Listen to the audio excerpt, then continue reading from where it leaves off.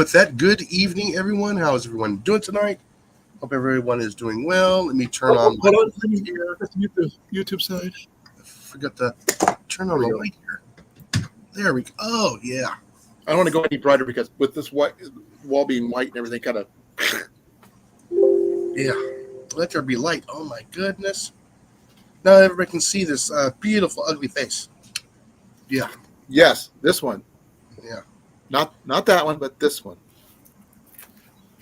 Let's see who is all in the evenings chat. I hope, like I said, I hope everyone is doing well.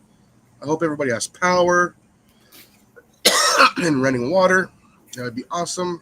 But I know we have both on both counts, but we're also in Iowa, so yeah. Like I said, there are some areas here in the U.S. right now that are out of power due to the weather. On that note, I almost forgot. Happy birthday, Mom, if she's watching. So, because today's her birthday. I am going to. And Elvis, too. Elvis's birthday is today, too, as well. To the king. Birthday to Elvis. It is 15 degrees here in Newton, Iowa, and it feels like 5. Yeah, let's see. Last time I checked was several minutes ago. There are 37 degrees and feels like 37. So the wind's not blowing. We're good. Yeah, we're about 30 degrees. We're very cold. And the greenhouse is at 48, 49. Gas prices, because in case you're asking, because I know either you or Cliff both ask. Yeah, $2.55, and I don't know how much ground beef is. I'm not at the ground beef yet, but I was going to say E85 is at $2.19. Yeah, and regular unleaded is at $2.89. Yeah. Anybody in the chat? Go ahead, type that into the chat. How much your temperature is, your quick temperature of the weather, not where you're at. Just type in how many degrees it is, how much your fuel is, and how much your ground beef is per pound or kilo, depending on where you're at. Just make sure you label pounds and kilos. 418. Yeah, I don't know how much mine is here. I just did a quick Google shopping search. Just type in the chat. I'm sorry. You don't have to, but it's part of the, Just keeping track of people. Yeah, just keep it, get that chat rolling. Hello, Grace. How you doing? About 10.5 inches of snow and ice. Wow. Have they got the trucks running? Well, I'm sure they do. Clear? Yeah, here they've actually de-iced the bridge. They put that de-iced bridges, though, Jason. Yeah, we got lots of bridges here. I know. I've seen the Google Maps. Has Michael been working on getting your driveway and your sidewalks clear, Grace?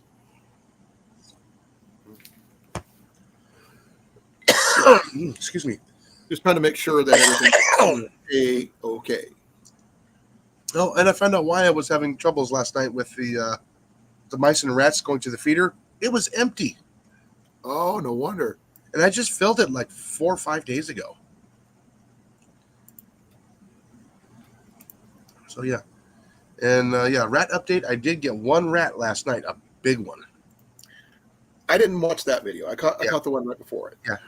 And you were stalking that one when I was live. So.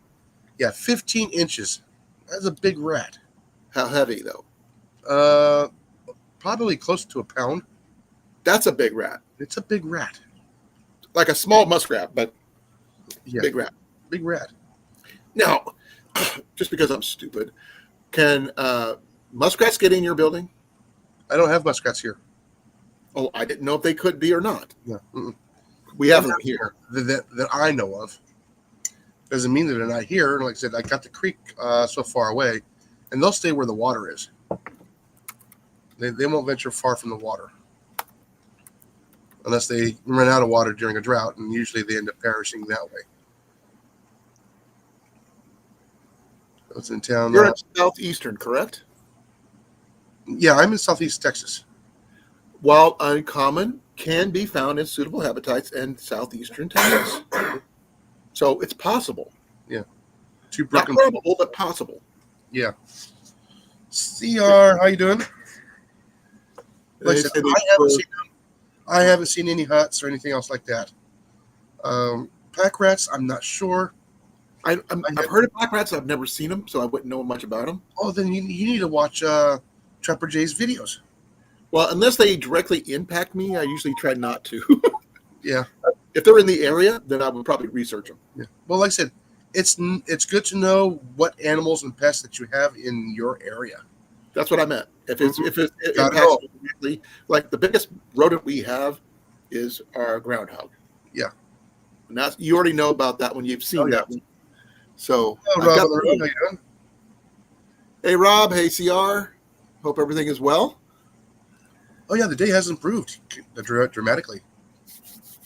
Not for Grace, it hasn't. Yeah, so. Yeah, Rob missed the part of typing in your fuel cost. I know it's probably going to be for you for diesel per liter. For Rob on the road? Yeah. It's sold by the liter. No. Does he have a diesel running vehicle is what I'm wondering. Yeah, I don't know. It's above freezing for CR. Like I said, also put in your weather. Sorry. And then also price per pound of hamburger or equivalent to where you are at. Yeah, I know we kind of teased Mandy about the price per emu or that, yeah. Kangaroo. Or kangaroo, yeah. She loves kangaroo. Yeah, I would not mind trying that. I've had jerky. Does that count? Oh, geez, 17 degrees Fahrenheit. Oh, geez. Oh, that's way too cold for me. I'm colder here. No, it's too cold for me. I said 38 degrees for me is cold. Well, I already told you what my... yeah. And for ground beef is at $4 a pound. And then $2.85 for gasoline. Or petrol, as Rob knows it as. Do they still call it petrol up in Canada? You know what? I'm not sure.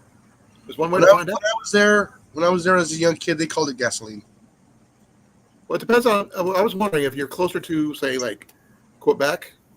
French? I'm not sure. Possibly. So, actually, Cecilia might know. Yeah. Well, it might be called different things throughout the country, too, like everything here is. Well, like I said, there's one part of Canada that's more French-Canadian where they actually speak French more often than they do English. So there's Mr. Fox Outdoors. No, it's 7 o'clock. Right on time. Actually, you were like 30 seconds late with your intro. Obviously. Yeah, I got the intro for 1 minute. Wasn't your normal intro, though? Was that? It wasn't your normal intro. It was just a countdown. Yeah, it was just counting down. I'll probably come up with one. Okay. You can't use your normal one then. Well, I can. I just really need to dig it out of my external hard drive and bring it back over to the laptop. Oh, okay. I wasn't sure that was what you were doing. Oh, that was a saving grace of all things. Just putting all my extra memory back onto the hard drive. It cleared a lot of space up, and my computer got a lot faster. I was able to edit it with ease, no corrupted issues or anything. Now trying to shorten the videos because of memory. This is a big help. So all of those people who have a laptop, if you don't carry it around and you use it as like a normal PC or laptop, go ahead and get an external drive. I mean, that is a big help. Oh, and you can also get like the octopus thing. I've got one. So this is the one that I have. Is going to be the universal thing here, which you can plug in 4 different devices, USB devices, all in one. You like this? Yeah. And then I have No, here's the cool thing about this one, Jason. I'd show you mine, but mine's hooked up to the computer. No, mine actually, see, there's another thing it could do. I can try to remember how it works. But you can plug it in here. Yeah. There. Sorry. And all the other different ones on the side. Oh yeah, you got the yeah. And I don't have. there. I just got the regular USB port, so I can plug in all my. Well, I can use the full cards. I can use the micro Oh, there we go. USBs in there. Wow, jeez, are you serious on that price? It does. Folks, don't forget to like, share, and subscribe. Yes. Please. Yeah, look at that. Unleaded, $1.37 per liter, $1.77 per liter. Super unleaded. Oh, he's got LPG too. And super diesel. I only know a few people who get that. The only ones that you would probably add to certain, depending on who you are, is people who have kerosene. I know some people. LPG, it's propane. No, but I know some people who use kerosene for heat. Yeah, that's for a car. What if someone has a wood gas powered vehicle? They did in the 1940s in England. Would you drive one? Probably. It was just a smoke engine. Let's see. And hi, Des. How you doing? Hey, Pepper, my daughter's here. Oh, I didn't even see her pop in. She just did. Oh, there it is. Okay. Yeah, and then I also have the 2 terabyte portable drive. So 2 terabytes. I mean, I can download a lot of video on here. And Blake, how you doing, sir? Hello, Blake. Blake's probably pretty cold too, where he's at. Pepper, could you please tell me your gas prices where you're at, temperature, and price of any meat if you do eat meat? I'm not even sure if she's a meat eater. And also her YouTube channel. Oh, yeah. I will do her YouTube channel for her because why not? She's my daughter. I'll do that.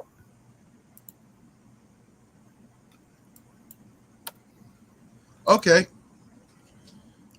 Thank you, Des. Like I said, we'll probably be staying at the La Quinta.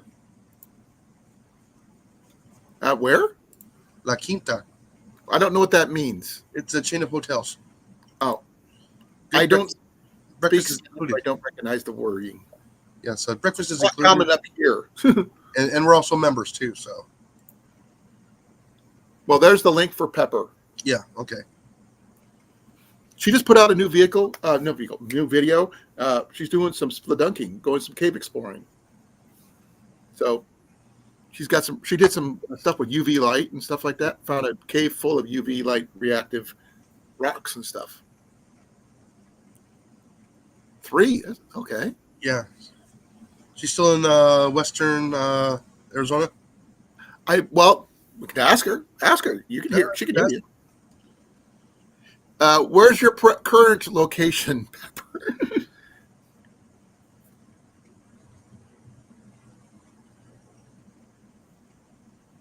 I wasn't sure. I had to double check.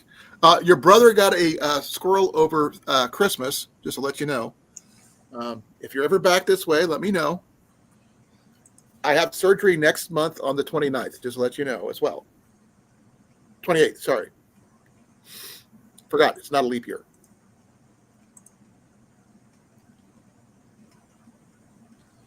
And here you go, Cliff. All right.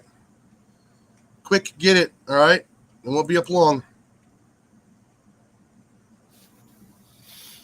Yep, for my knee. Are you still in Arizona or you're in New Mexico? I know you're in the Southwest. I just don't know where. I don't get to talk to my daughter much because she's always moving. Yeah, I'm waiting for Cliff to pop in so I can remove that link. I understand. She's currently in Arizona. Yeah. Check out Sunflower Mountain if you ever get a chance to. Yeah.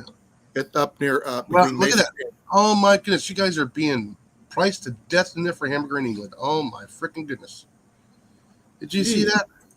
Well, that's why he should become a farmer. He can do his own butchering. Oh my goodness! There's a guy on TikTok and Instagram who's doing a giveaway for a half a cow. Geez, that's what $1,400 worth of meat. And it's a giveaway, and it's all processed.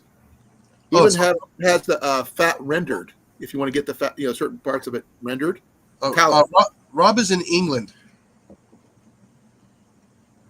I wouldn't be surprised if he's smuggling ground beef to England from Chicago. Are we going to start smuggling cows to England? No. All right, let me go get rid of that link. I told you to pull it, and then I told you to remove it. I already had it. I clicked quick. I had it on here. I just hadn't typed it out yet because I was in the middle of doing stuff. So, yeah. And by the way, your garden is still looking pretty good for middle of winter time. I haven't got a chance to grow except for what's in the greenhouse, which is kind of sad. I got your link, your channel pulled up. I just haven't watched it yet. My peas are still there for some reason. The wind hasn't destroyed them, and they're still growing. We made CR hungry. He's moving to the kitchen. So Rob's a vegetarian. Yeah, his. You didn't know that Rob was. He can only. I did not. That's okay. Liquid vegetables. There's not. No, I don't have an issue with what he does. No, he only drinks liquid vegetables. Yeah, he says he doesn't eat meat. So anybody can eat whatever they want. I'm not going to shame him for it. No, there's no need to. Y'all are killing me here. If he wants to hunt down a tackle of broccoli, he can go right ahead and have it. No, he's on a liquid diet. You can only do liquid vegetables. Like barley? You mean barley? Yeah. And hops? Yeah, barley, hops. Whatever. I don't know. Those are flowers and grain. So it's still a vegetable. Yeah. It's a plant. It grows from the ground. More food chat. No, this one's not food, technically. It's liquid. Liquid gold. There's gold in them there hills. Okay. I've been on a homestead rescue kick, Cliff, so. That's why he hasn't been watching anybody's YouTube videos. Yep. I've been watching Homestead Rescue all day. No, I've just been watching ridiculously long movies on Netflix. Like what? Which one? I watched. Oh shit! You know what? I don't even remember the first. The first one, I don't even remember what it was. Did you watch Red One yet? No, I haven't not rewatched that one. But I watched last night. I watched Waterworld. Wow, 3 hours! You really went through the whole long one on that one. 2 hours and 48 minutes. Well, true, but still, good movie. I liked it. No, the other one was it was a war movie for 1941 era, and I forgot the name of the movie. But that was like 3 hours. What was the premise? That would be probably Tora. 1941 war movie. No, what was the plot? That is the plot. It's during It's during World War II. So it wasn't like War Horse, or tell me what what was going on, it could tell you what the name of the movie is. No, you can't because it's a brand new movie. It just came out. Well, that's a good one. That helps. Like it's a recent movie. Let me guess. It's on Netflix. I can probably find it, but I'm in the middle of an episode of Castlevania. What am I watching? He's probably watching Godzilla -1. No, it wasn't All Quiet on the Western Front. I watched Godzilla 1-1 out of color, which I watched it in black and white, which really was annoying. Hey, I enjoyed it. I like the way they paid tribute to that older movie. The first one. Was it The Last Front? No. Because All Quiet on the Western Front's a new remake of the original. No, I didn't watch that one. Yeah, you know what, Rob? I'm gonna have to agree with you. I watched it once. Which one? Waterworld. I was in it for the cameos because you never know who's going to show up in it. Westworld is a weird movie. Oh, Westworld. Sorry. The original was better. Should put my A glasses on. C-130 or is that a? What is that outside? All right. Hold on. Yeah, Cliff got us stuck on movies. Hey, he brought him up. I know. We talk about almost everything, so I'm not worried about it. But actually, if you think about it, a lot of that stuff can be in World War I, World War II, they had victory gardens and stuff like that. So what if you were going to do a modern victory garden, what would you do? See, now I can't find that movie. Is it all quiet on the restaurant front? No. It's not. Because they did one in I've seen that movie in like 20 years. So far, No, Ajax they remade it in 2022. And again, I have not seen that movie in like 20 years. Well, that's a new remake of that movie. But I still haven't seen the movie in 20 years. Okay. Even the The remake. Ministry of Ungentlemanly Warfare, No. which is a good movie, by the way. Yeah, like I said, there's Ajax is at 12 degrees. Woo, that's He's got toasty. me beat. Oh yeah, that's brutally cold. He's got me barely beat. Yeah, we don't have anybody in like the North Dakota area, do we? That Yeah, we do. that actually comes into my live streams. We do. Scott. He's in South Dakota, though, Oh. but still close. He counts. It's a Dakota. It's in the Dakotas. That's all that matters. Hello, Cecilia. How you doing? Oh, ask her.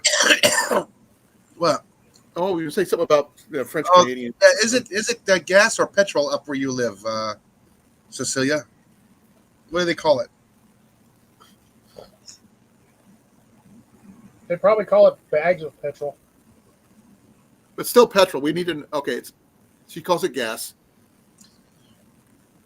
See, I thought so. But it doesn't hurt to ask because Well, I remember being 14 years old up in Canada, and they call it gasoline. right. Well, what part of it? Saskatchewan, Okay, I don't know. I've never knew where you were from exactly. all the way up in northern Saskatchewan. When Okay. we were up there, they were having a heat wave of a whole 72 degrees. Ooh, that would be. That's considered a heat wave?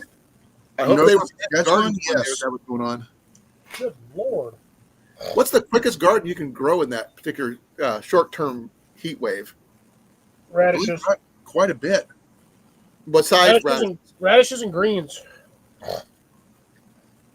no tomatoes. No, it take too long. They take way too long. If you started them in a starter setup and you put them in a greenhouse after, You could possibly, I agree. yes. unleaded maple syrup. That's a good one. We literally just watched this movie like 3 days ago. Why can I not find it? Is in your watch history? Yeah, but the way my Netflix is set up on my PlayStation, my watch history is like 700,000 freaking scroll. I gotta scroll all the way to the bottom. I actually have another question for you guys. You might want to know. I've heard people using birch oil and things like that for working lamps, either oil lamps and stuff like that.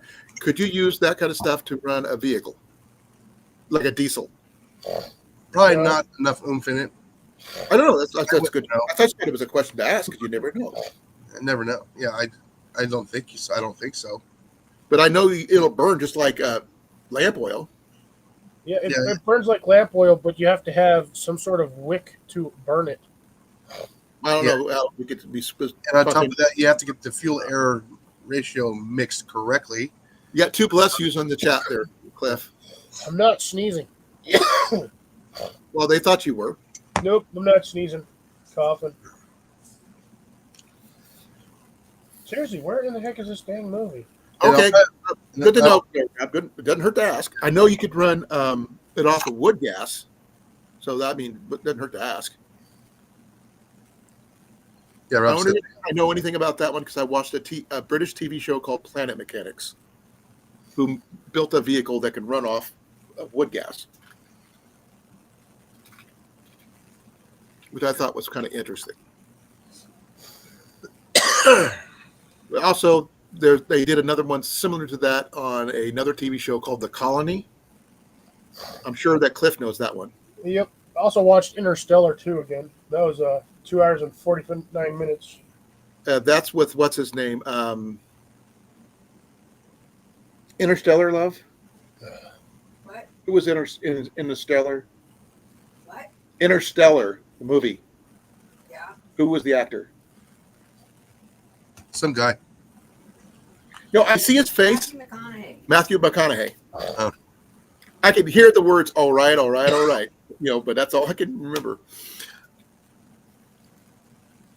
Yes, a gasifier engine there, Grace. Exactly. Yeah, too bad Stirling engines don't have enough torque.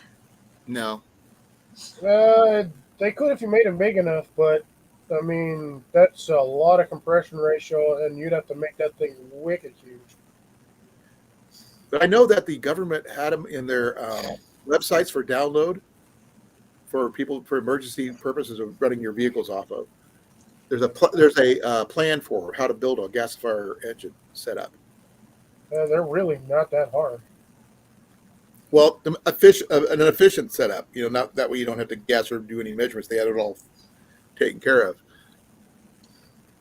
Now, You really only need like 2 steel canisters and some hoses. a little bit more than that, but yeah, Not really. because you got to cool down the gases. Well, like I said, we got to be careful talking about that stuff because the government might off us. But the government's the one that provided the plans. Yeah, Literally, see if anybody can get it to work. They did in the 40s. Yeah. Oh, I remember Eustace. Yeah. Found it. Jesus, that took forever. What was it? Midway. All right. Oh, yeah, that's a good movie. 2019, 2 hours 20 minutes. So yeah, I've been finding ridiculously long movies to watch at the end of the night, just so I'd have something to do. Yeah. I get bored after like Cliff 7 is o'clock. officially in his 40s. Yeah, Cliff is officially in his 40s. He's more concerned about weather and old war movies. Nothing wrong with old war movies. I've been watching a lot of John Wayne movies. Yeah, there's Molly. Hey, Molly. No, I'm just not. It's not war movies in general. I just been trying to find the longest movies I can find because I'm running out of TV series to watch. Netflix not cramping them out fast enough. Have you seen Dude, You're Screwed? No. All right, give me a few moments. I'm going to go get more That coffee. was on Paramount Plus. Yeah, I don't have anything other than Netflix. Not wasting my money on anything else. I'm poor enough as it is without being poor. Nope, I'm a little too low. There we go. Much higher. That's probably why I felt off the other day when I was on my live. Skadoosh. Skadoosh. Skadoosh. Skadoosh.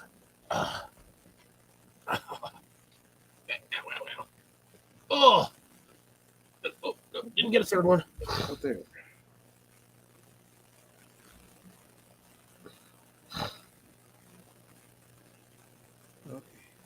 Yeah, that is definitely correct there, Rob. A lot of things from the 40s were bathroom topics stuff and somehow worked.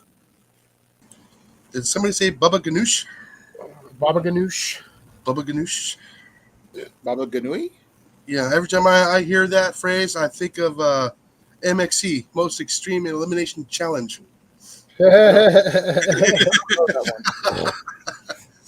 Ooh, poo blast. Like I said, I don't know that one. Oh, that was some old school. Is that Chinese or Japanese? Japanese. Like the worst twists possible. Oh, but it was actually super entertaining. It was really entertaining.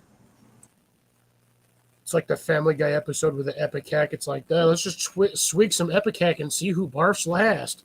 Oh, No, I know a lot of stuff everyone's that were made in bathtubs, Rob will run a vehicle. Though I'm not sure if bathtub gin would have enough octane to run a vehicle efficiently nowadays. I don't know. Made some of them guys blind, so I might have had enough horsepower. You think? It's technically gin, not vodka or Everclear or anything like that. Or even,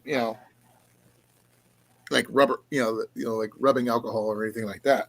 We were about to say rubber stamps. Rubbing alcohol. By the way, Cliff, I found out why I wasn't having much activity last night on the bait station. Because it was empty? Yep. I remember that. You told me that. You got to refill that thing, Jason. I already did today. Rob said he ran a Porsche 944 on cheap blended scotch. That's still expensive. Yeah. It was abused.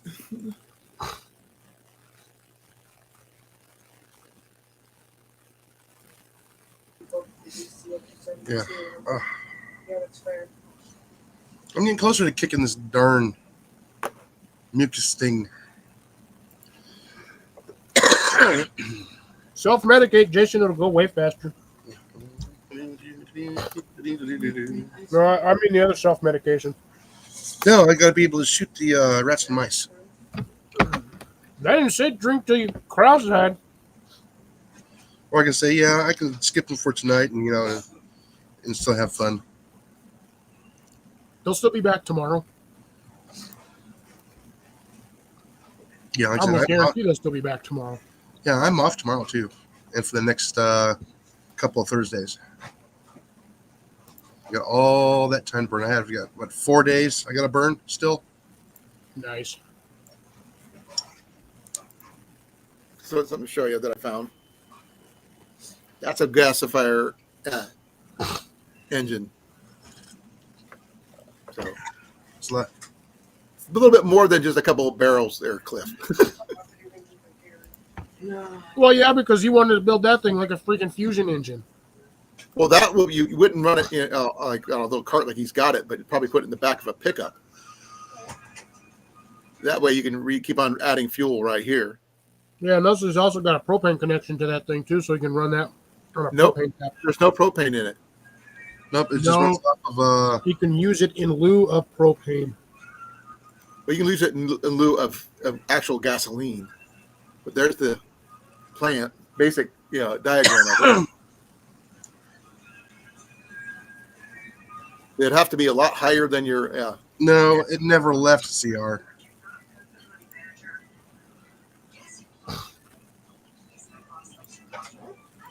Oh, okay. So he's heading to the first stand for the night for the yotes. Stay warm. What's a Ajax. yoke? Coyote? Short. Oh, okay. They call him a dog. The red one or the gray The one? wild forest puppies. Forest puppies? Okay, I can Forest understand. puppies. No, plains puppies. They're not always in the plains. That's the thing. The wolves are always in the timbers. Mostly. Not always. Not always. But typically. Well, thank you for allowing me to show that part. But if anybody wants that link, I can post it if you want me to. Or just contact me and I'll send it to you. Yeah. Because I would like to see if someone could do one of those things for a modern vehicle. Ooh, that is nice and hot. Nope, that would probably destroy the emissions work on it. Well, if you got to the point where you needed to use that, you wouldn't care about the emissions. No, it'll plug it all up and it won't run correctly because it's not getting the proper signals. Like the catalytic converter, that kind of thing. Mm-hmm. People The mass airflow sensor will get all plugged up and it won't work correctly. What if they just took it off? Then your car won't run. They'd find a way to bypass it. No, Just get an old truck. Well, not everybody has available an old truck. I mean, I wish I had my 1971 Ford F-150, but not option right now. Though I'm not sure if the 78 Chevy Suburban would work on that or not. yeah, Yeah.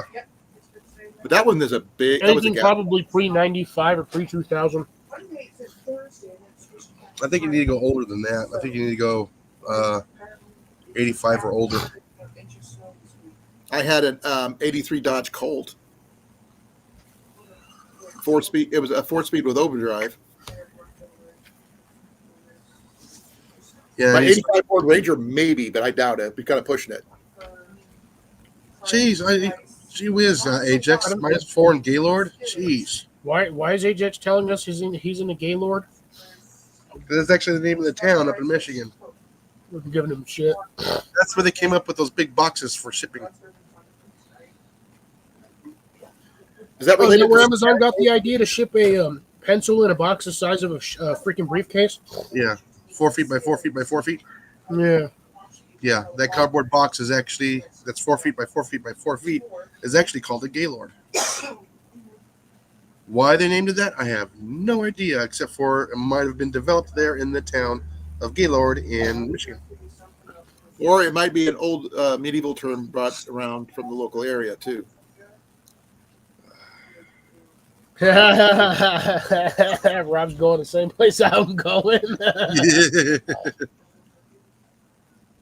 We Hey, all but went to how's go it to going? This is here. Yeah, the chicken egg guy. Butt Nuggets Homestead. Yeah, B&H. he's pretty cool. Oh, here, let me take care. I think I still have him as a.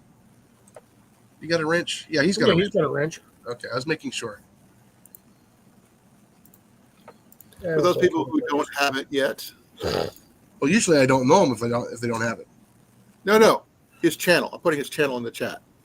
Oh yeah, I'm going to put everybody's channel in the chat. Why? Almost everybody here has a wrench. We can all just click the But buttons. Butt Nugget is not common, and neither was Pepper.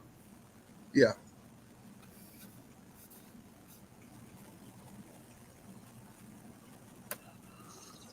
That's So assuming Pepper's even still in here. Well, she's kind of lurking. She's over on the California side of Arizona. There is no California side of Arizona. There's a Well, river. at the California border, though, what she said. It's either Oh, Arizona that's or Arizona. California. Yeah. And everybody on the east side of the river does not like to cross the river at all to go to the west side, unless they absolutely have to.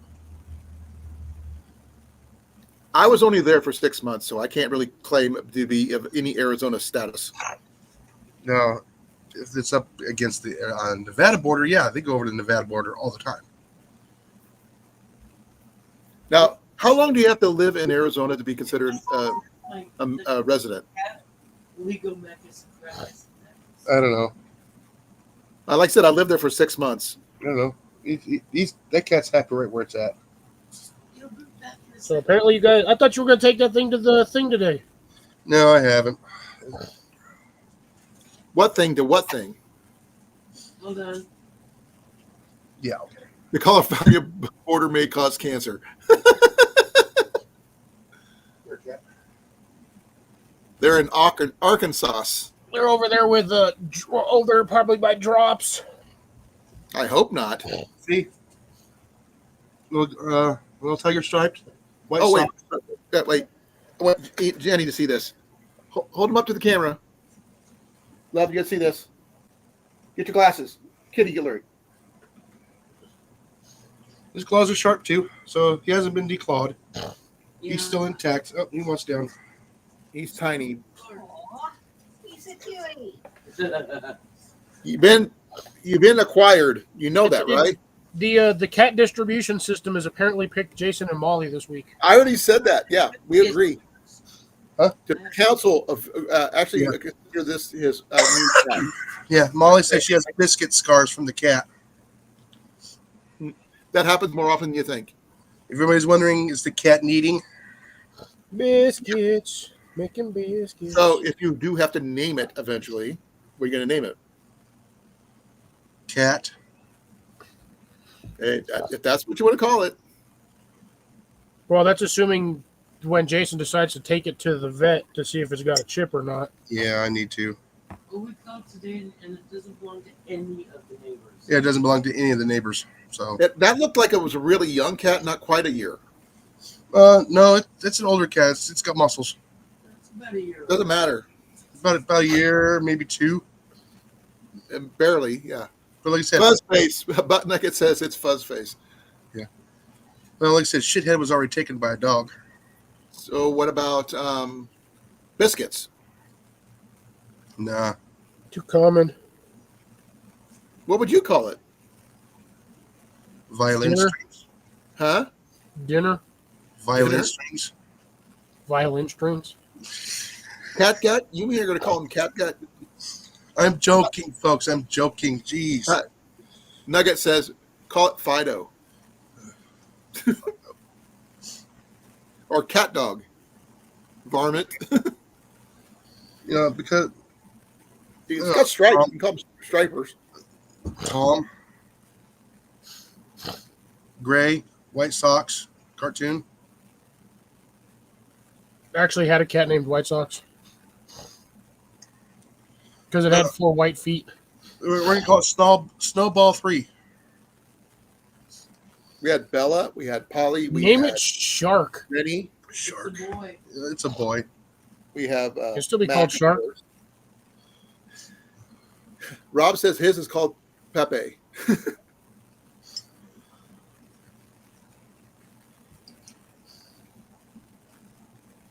Actually, have no idea. Well, it's really taking a liking to Molly, so only What? because of the chair.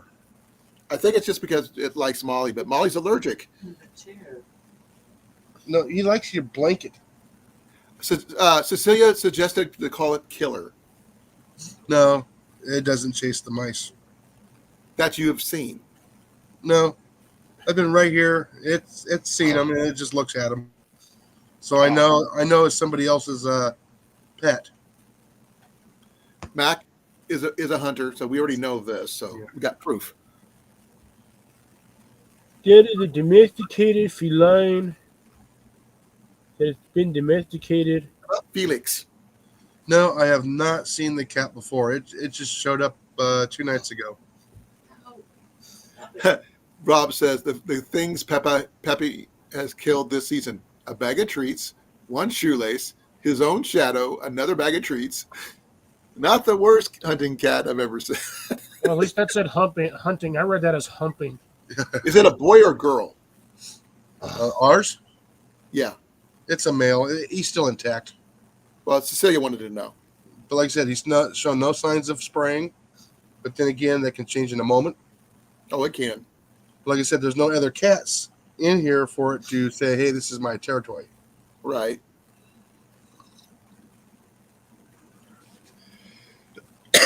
Excuse me. Negative. CDS, that's what you could call it. Cat distribution system. No, like I said, I want FDS, What's FDS? Fox Distribution System, so I can have a pet fox. But I can't have a pet fox down here because New Mexico law is stupid, Really? Not Yeah. even with a permit? even with a permit. Well, if you It have a doesn't permit. fall. It won't even fall under like exotic pets for like an exotic pet license. It's just they do not want people to own foxes down here. Now, is that a Albuquerque rule? That's or a national? whole state of New Mexico. Oh, okay. But I don't think there's an issue with having a coyote, which doesn't make any damn sense. You need a roadrunner. I got those all the time. No, you need a roadrunner and you need a coyote. No, I just want a fuzzy, 4-legged fox to have as a pet. But I will claim it not as a pet. It's a fuzzy. It's a fuzzy dog. You want a vixen. No, You want a male? he wants a Todd.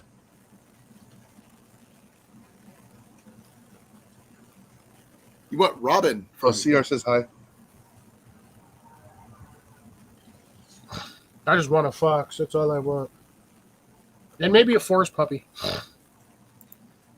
I'd rather have an Iowa hunting cat. You have one. No. He's probably sitting on Jenny's feet right now. Nope.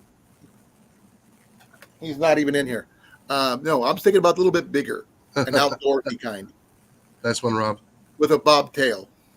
Ah, spotted ones with pointy ears. Oh yeah, with little tufts. Yeah, definitely.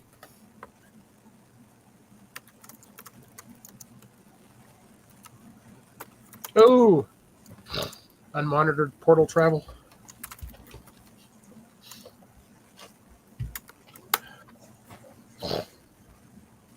So yeah, like I said, gardening is not going to be happening for another couple more weeks, for me, anyways, because it's cold outside.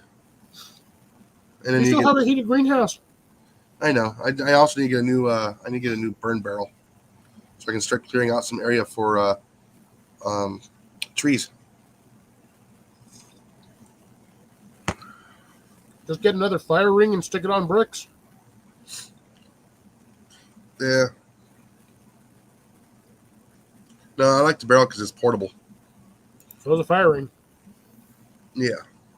Or you could use a semi-tractor rim. No, what I use the burn barrel for is actually to keep it kind of contained. And if it gets hot enough, I can actually throw in wet wood, and it burns it right away. And it keeps it contained. I can put a grate on it, and I can put a lot in there.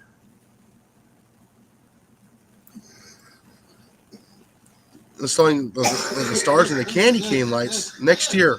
I'll do that next year. Oh, so he's not doing it this year. So what you eating? Is that jerky or is that? That's the meat sticks. Yeah. Beef stick. Last one. What brand? Same brand I've been getting because they're pretty I have good. no idea what you've been getting. I have showed you guys so many times. Yeah. Oh, okay. I don't get that one here. The ranch house. Yeah, because he orders it. I don't order it. I get that. I literally work right across the street from a food warehouse. Oh, okay. They order it. I just buy them. We get Old Trapper here, which is really, really good.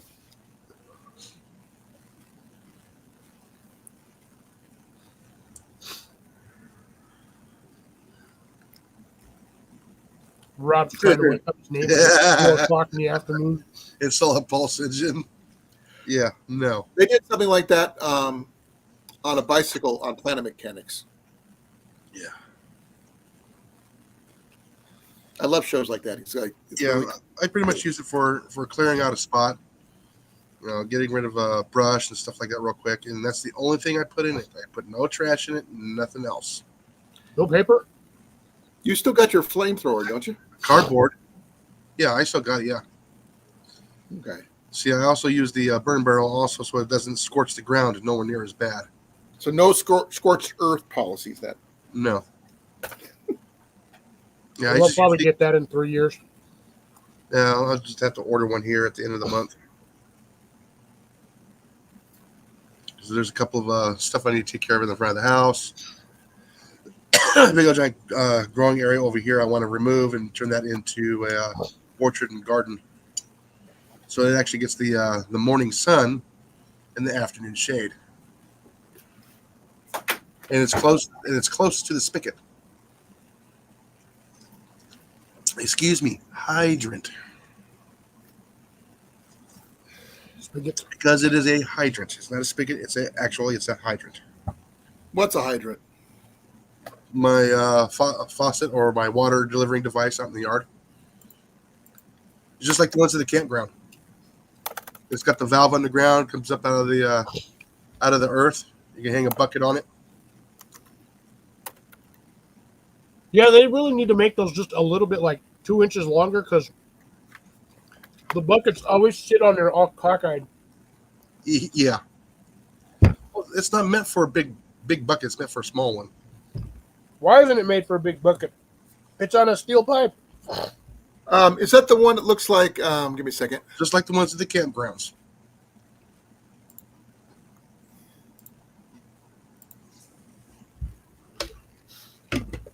Like that? Yes. Yeah, that's just the top of it right there. According They're using to bread. Vivor, it is a faucet. Yeah, that one's a faucet. The next one is a yard hydrant. That's a It's hydrant. the same difference. No, It's the same name. the one from V4 has got the valve built in to that part right there. It does not have the pipe going down or the rod. Like that. Okay. That's all it takes is a pipe? Yeah, it's just a 3/4 inch galvanized pipe. Amazon calls it a faucet. because you're only getting the top. If it's just the top, it's a faucet. So you add a pipe, it changes? Yes. Yeah, from It's where the $30 valve to is. like $65. Yeah, because you get the like, so if you look right there, those long, yeah, that one there. That See how one's you called have both. It's called Yeah. both. Actually, Yeah. it's called three different things. Yeah. It's a faucet, it's a hydrant, it's both. Yes, because that one also has the valve underground.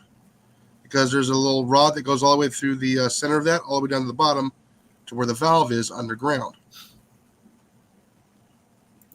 See what Those I don't have to go out there and wrap at the last minute before a freeze. I'd worry more about my area than yours. We're supposed to get Those honestly, those things are fairly Mm. hardy. I don't think we're gonna get snow. It says snow That one I needs to think give so. you an idea where the cross depth is. Friday morning. If we get snow, it's gonna be the lake effect snow coming off the water coming off the lake. Yeah.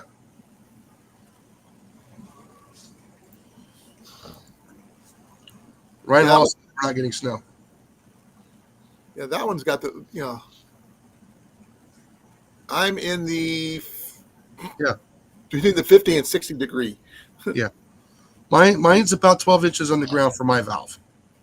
Mine's about almost between 4.5 to 5 feet. Mm-hmm. I think ours is Permafrost. buried about 2 feet. Yeah, but if you look at the bottom of the picture right there where the gravel is, of course, Yeah. mine's also encased in a bucket too to keep the sand from going back in with the gravel. Right. So yeah, so there's a little weep hole there. When you shut it off, all the water drains all the way down to the inside the ground, just above the foot valve down there. Wow. Alaska's got one for 100 inches. But Florida's got it at 0 feet. They don't have a frost line. But 80 inches up in northern Maine. And the extreme point of Minnesota, or is that, yeah, Minnesota is 100 inches. But Cliff, you're at, Between 20 and 10. yeah. So that's good to know. For your I local think we area. have ours at 2 feet. Yeah, the reason why I like these, I don't have to go out there and wrap them at the last minute because we have an unexpected freeze showing up. Well, actually, I'd still go down probably about 8 feet, be on the safe side. No, you don't. No, that's the length of total length of the unit you need. No, it says that's where the frost line is. I'd still go further, just to be on the safe side. You I don't know. need 8 feet. 8 feet would be like Alaska. So, Yeah, we're not in Alaska. You don't have 4 feet of permafrost. You have Just because I even in don't your have- area, it's going to freeze to like maybe 12 to I 16 said- inches. just because it isn't going, the frost line doesn't go that far, doesn't mean I won't go a little further, just be on the safe side. Yeah, Anyway, but 'cause I'm 8 thinking about feet- putting in that thing we were talking about last week on the geothermal anyway. So this will help with the geothermal settings. Yeah, but nothing's 8 feet underground. Not even You don't even like need the a standard sewer lines aren't even that freaking low. You basically only need to go about as deep as what your normal water line is for your area. I don't know what topic we're on. People can shoot All me. kinds. Well, we haven't gotten to come across garden yet.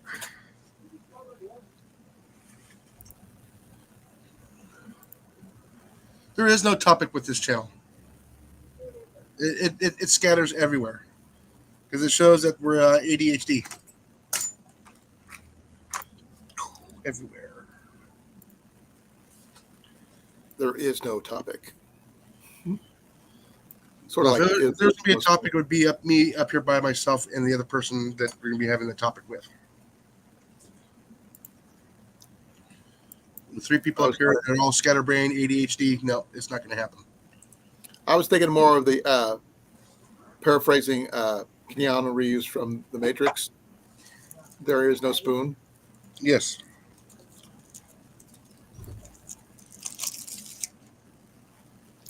As of right now, there is no fox. There is a spoon, There's no fox. but there's a spoon. Oh, there's a spoon, yeah. Was that titanium or is that steel? Regular steel. Okay. Because people keep on telling me in the backpacking communities I follow, oh, you got to get titanium. It's lighter. Don't have to. I used my military issue knife, fork, and spoon. I'm perfectly happy with it. It may not be very long, but it's sturdy as all get out. Cliff became a chair. He's wearing a Cliff shirt. Yeah, no kidding. Cliff, what is your ideas about, start talking to him like he's here because his chair is wearing his shirt. You left the chair speechless. He's just the invisible man wearing Cliff's shirt. Yeah, like I said, I'm hoping I can get some trees this upcoming by the end of the month. Get them at least ordered. What kind? I want to get another apple tree. We want to get a maybe one or two nectarine trees. It all depends on funding on which ones we're going to get. Which type of apple? That could depend on a lot of things. I want to get a pippin, I want a Granny Smith. and we're also going to get a Granny Smith. So probably two. I've heard of Granny Smith, but I've never heard of a Pippin, other than Lord of the Rings. The pippins are like the original apples. Okay. Like crab apples almost. No, as in like 200 years ago, Johnny Appleseed. Really? Yes. I didn't know those were a thing back. I mean, what the name was, so I never heard of it. Yeah, it's one of the original species of or named apples, and they're a little bit smaller, and they're green, and they're sweet and tart at the same time. These are the ones that when Grandma made the apple pie, it was awesome. Now you got people trying to make apple pie with this over sweetened soft apples. Like that's the Golden Delicious applesauce. Yeah, Golden Delicious is too soft. Yes, you got to use a hard apple, and that is the pippin. And these ones are like the last ones to be ready to be picked off the tree in November. So that's one of the reasons why I want to get one of the pippins, so we can make all the apple pies. We can store it through the wintertime because they do have a thicker skin. Well, here in Iowa, we can do the Cortland. It's a very disease-resistant variety. The Fuji, which everybody heard of. The Galas. Your Granny Smiths. Honeycrisp. That one's going to be more softer apple. Okay. That'll be like a golden apple. Let's see here. That's the Jonah Gold one, probably. Don't forget the Fuji. Fuji, I mentioned. Yeah, because I have Portland. I'm not familiar with that one though. Yeah, I have the Annas, and I have the what was the other one? The Loud Honey. Oh shoot, what is it? The Anna. I have the Anna, and I have what's the other one? I think it starts with a C. Yeah, Cortland. I would not do Cortlands because they were developed in New York State in 1898. That don't make any sense if it's in New York. Why is it called a Portland? Cortland with a C. Oh, they said Portland. They're Cortlands. Yeah, I haven't decided if I want to order off TYTY Nursery or Gurney's. They look like that. Thank you. That's a Cortland.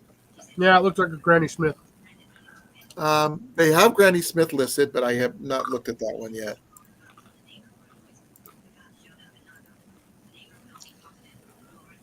Let's see here. Now, I'm just going by the ones that grow well here in Iowa. So anything's possible. Yeah. We're thinking about maybe grabbing a cherry down the line. I want to get 1 or 2 apricots. I know cherry trees grow here. Yeah, the cherry trees will grow here where I'm at. I dug deep one night into trying to find out our chill hours here, and we do get up to 1,000 hours of chill time here.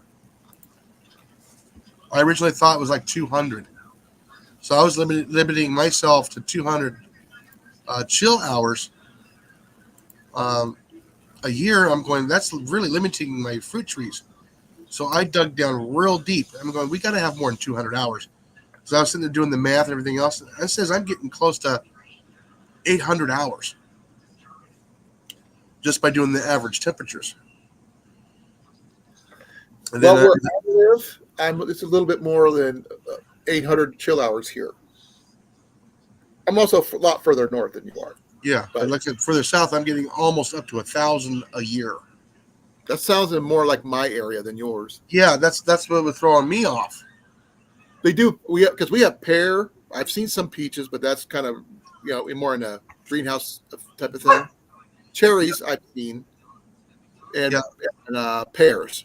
Yeah, because I do want to get at least one or two more pears, but this is over time. I'm not gonna get it all this year. Are you going Bartlett? No, I'll probably go to the harder one.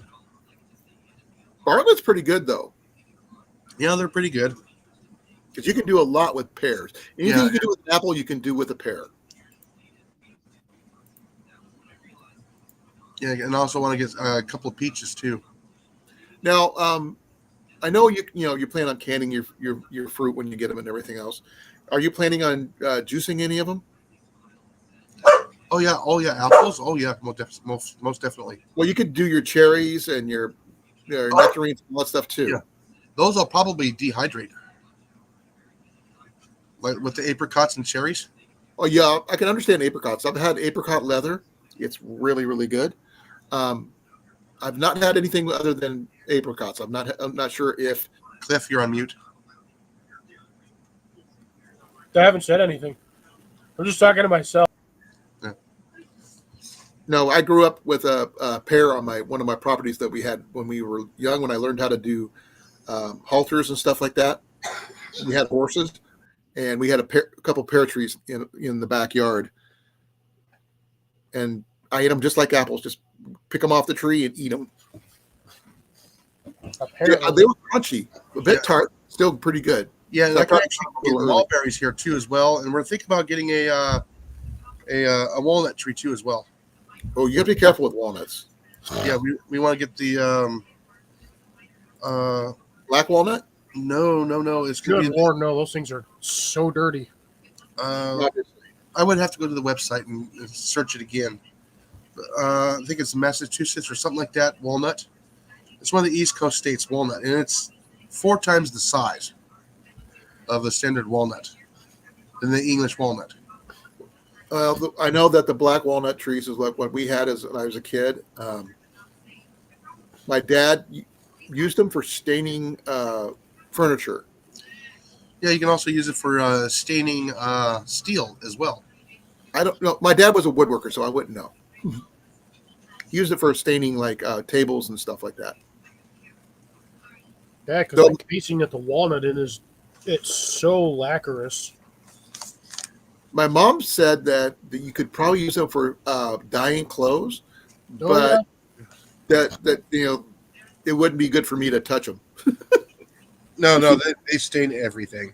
No, yeah, no, it's the terrible. oil in it. Not good for me to touch them. That's just an outer casing, and then you have the walnut shell, and then you have the walnut. It's the oil Yeah, part. She I said don't it's even not know good if for me that's to touch. considered an oil or if it's a tar, because Yeah. that stuff is brutal. and I'm also going My to try to dad get. worked at a sawmill growing up, so We have a friend of ours in town that has a pomegranate tree. Ooh, nice. So we're going to grab a couple pomegranates from there, and I'm going to try and grow them from seed. For some reason, I read that as barbecue at the top of the hour. I was like, why is he doing a barbecue? Be right back, top of the hour. I know at first I thought it said barbecue for some reason. I don't know why.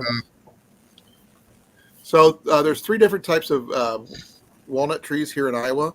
The black walnut, which I've already mentioned, a butternut, and a hard nut. Yeah, what is that one from? You're probably thinking about the Persian English walnuts. Or unless you're planning on doing pecans. I know pecans will grow down in Texas. But I don't know about hickory nuts, hazels. I had nuts. an all-around almond tree, but as of today, I no longer have them. I know hickory nuts grow here. Yeah, they'll grow here too. I'm actually going I to do them know those. right now. Most of those do make really good bows. That's all I can tell you. What's the name of that apple tree that I have already? I have I have the Anna, and I have the where's it at? It's not showing on here. I will say I did get a new catalog. I got a new Three Birds Archery catalog today. Let's go to the where's the nut trees? Nut trees. Find your local crazy house, and that's where your nut trees are. Oh my god! Just check your family tree, Cliff. North Carolina Cannonball Walnut Tree. Jesus, Never heard of it. Yeah.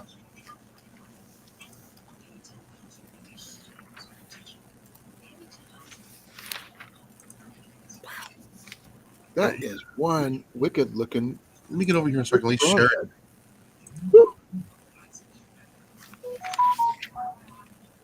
Ooh, we got knives now. That's cool.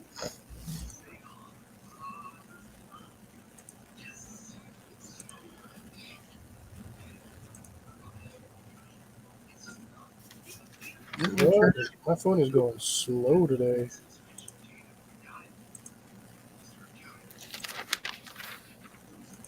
Wow, this one's got everything better than the website. Okay. Sorry, I've not been through the entire catalog yet. I just got it this afternoon. Oh, there it is. There we go. All right, this is the North Carolina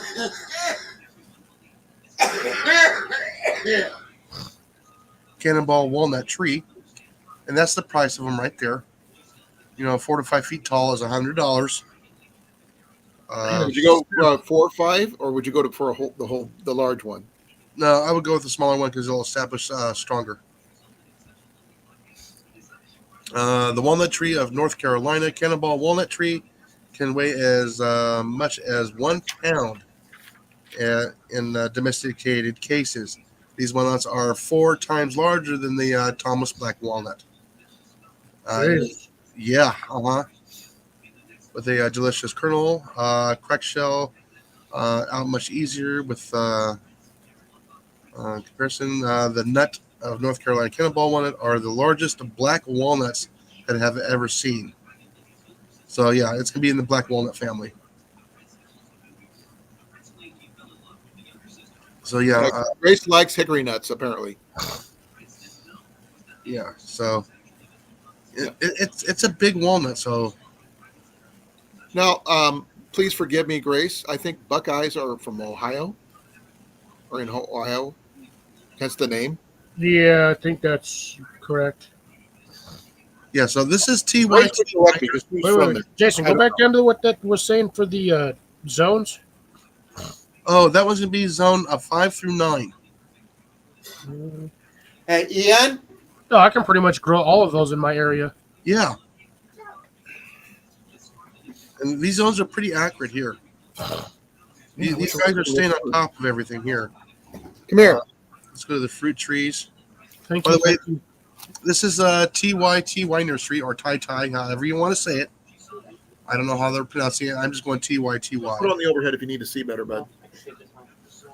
So these are going to be the fruit trees. They have the apples, I'm apricots, considering one. and yes, I can grow bananas here. All 3 pieces come separate. Of all things, I can grow bananas. Okay, Buckeye. I apologize. I wasn't sure. Cherries. I found out there are certain fig trees I can grow here. I have to keep them protected until they become established. You can get a low quat tree as opposed to a high quat tree. Yeah. Can you get plums? Yes, plums will grow here too. Okay, I wasn't sure. I have one of those jujubes. My neighbor has one. This is also one I'm. I got a mulberry tree in my yard. Yeah, so I do like mulberries. Jenny and Ian love mulberries. Persimmon tree will grow here.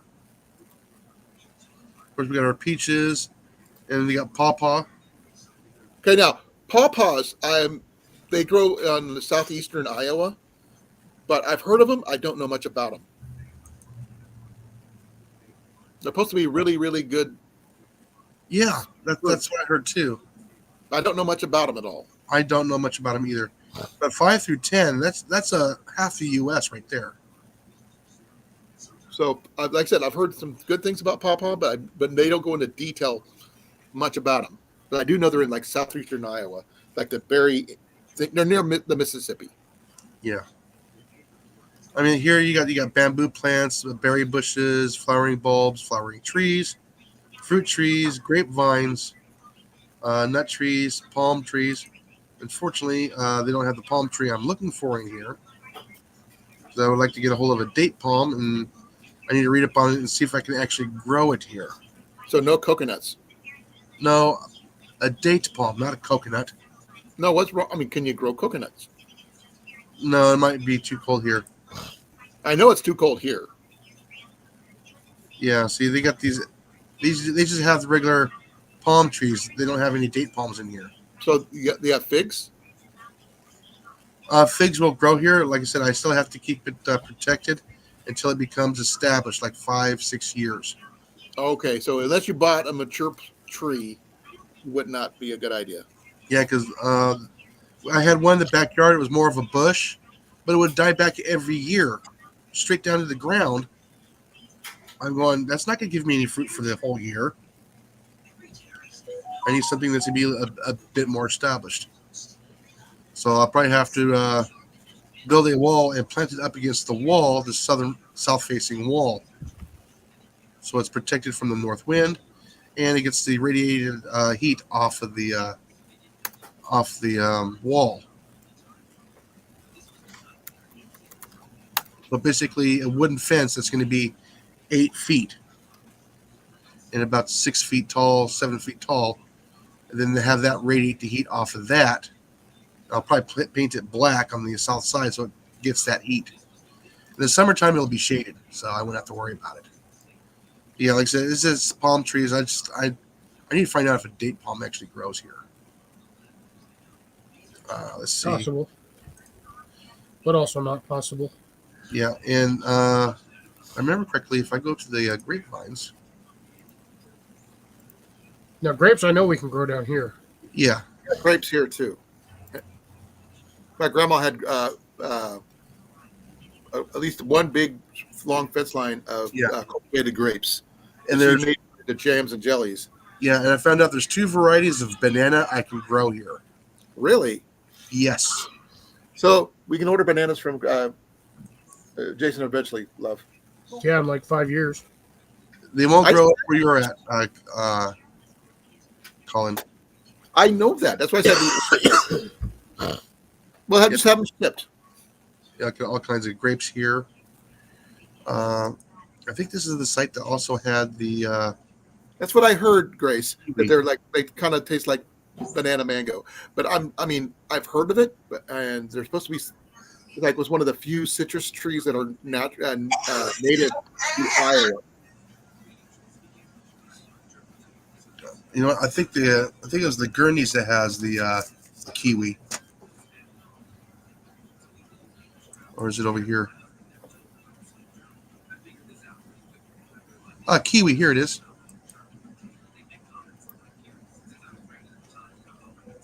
So yeah, here's the kiwi. So a 1 gallon plant is going to cost me $32.75.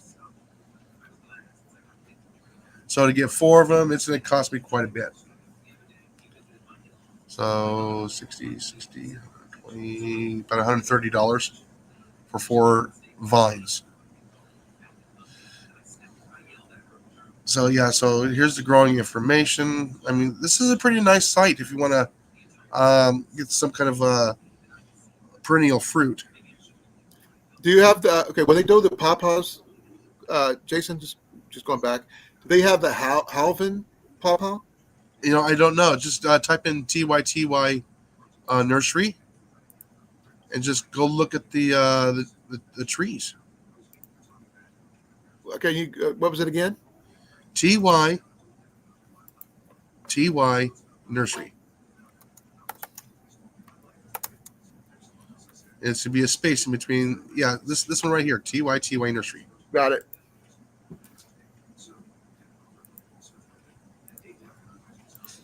Like I said, I like kiwis. My wife likes kiwis. The daughter likes kiwis. They don't have the Halvin, unfortunately, because the Halvin is actually native to Iowa. Yeah, you might have to go to a local nursery to try and find those, or a local grower. Because they were discovered in Iowa. Yeah. But they're definitely they grow in colder climates, which is really cool. Yeah, as you can see here, it gives a lot of information on the plants. That's one of the reasons why I like this website.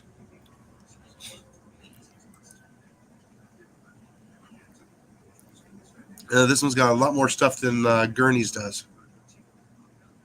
A lot better information. So we got the banana plants here, and we have the Texas.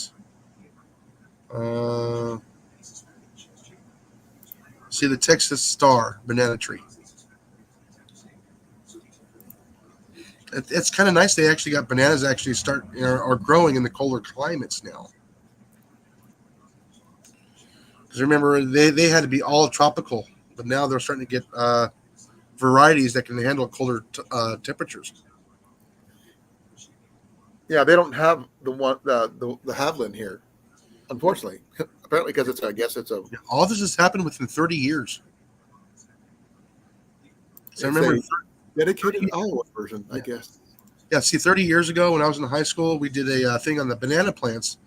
And at the time when I was in high school, mind you, this is the 80s, they only had 24 acres of where they can actually grow bananas in the United States, and that was by San Diego.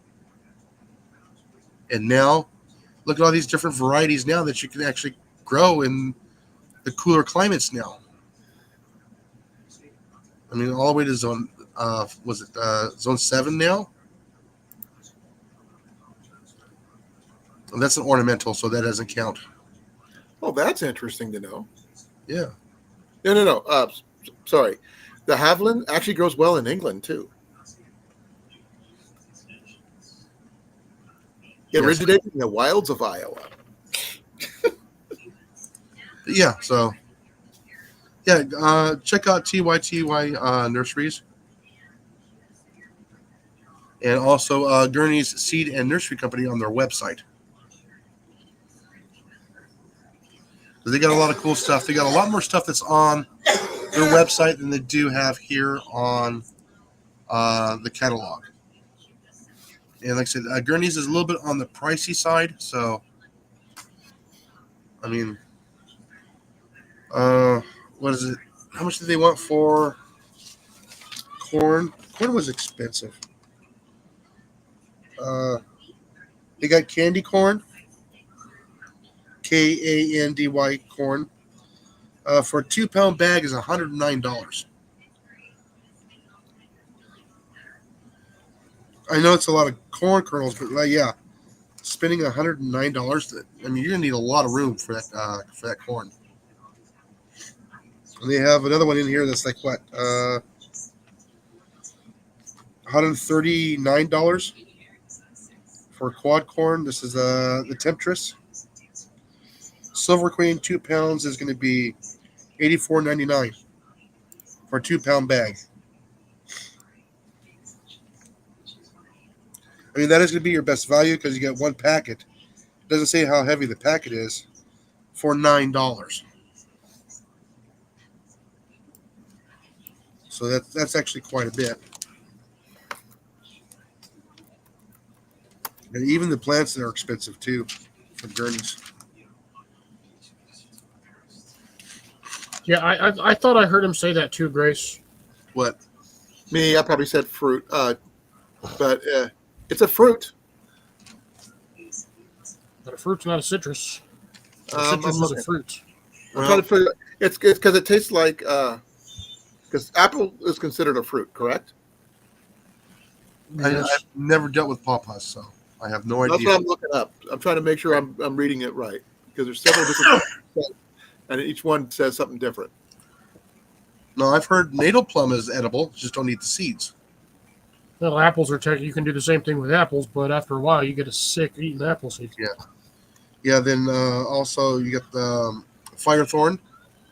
The berries are edible, but not the seeds.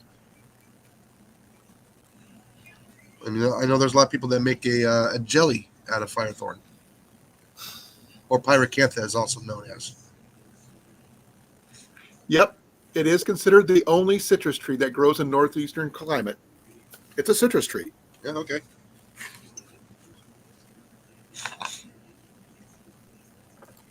So I was right. I know I read it there somewhere, but it is considered a citrus tree. Yeah. So yeah, I have to dig a little bit deeper in the gurneys to find out which trees I can get for the lower price. Because right now I got the free 100 take off $100 off your product purchase of $200 or more. So if I order some trees that are like more than $200, I can automatically take off $100. But I have to use that coupon before the 31st. Ooh, that's And that's just to order. It's not going to be delivered until close to spring. yeah. So that gives me 2 months to get out there and clear the area for the trees. Prep the space, get all the dirt in. Yeah. That was one of the things I did today. Is I transplanted a tree from a bucket to a new bucket. I will be right back. Yeah, I was kind of surprised when I read that line about the pawpaw cliff. It is a citrus tree. I would not consider it a citrus tree under any regulations. Well, when's the last time you had a pawpaw fruit? Never had a pawpaw. Neither have I. Like I said, I've read a lot of people talking about it, but I've never had one myself. But I'd be willing to try it. It tastes like banana and chocolate pudding. No thanks. No, it's not chocolate pudding. It says it's a combination of. Let's see, it tastes like a cross between guava, strawberry, and banana. Ugh, no thanks. And it 100% says on that. No thanks. it's related to the custard apple, the soursop, and the cherry moya. I don't know what a custard apple is, but Yeah, 100%. No thanks on that. I'm in a straight pass. it's sometimes confused with papaya, but it's not. Because they said papaya is more banana-like and papaya is more mango-like. They're not technically related. Oh yeah, because one's a pawpaw and one's a papaya. They say the name pawpaw may be like a bastardization of the Spanish word papaya, which was used by the English speakers in the Caribbean in the 1500s and 1600s. So,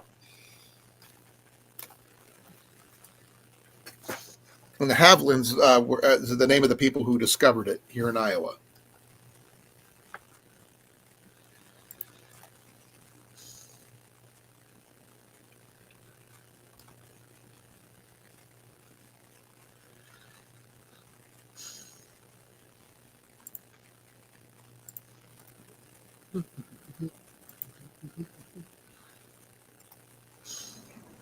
I'm back.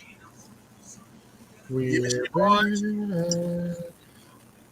Welcome back. Yes. Man, And we're back, folks. I gotta see if I can find that movie on Netflix.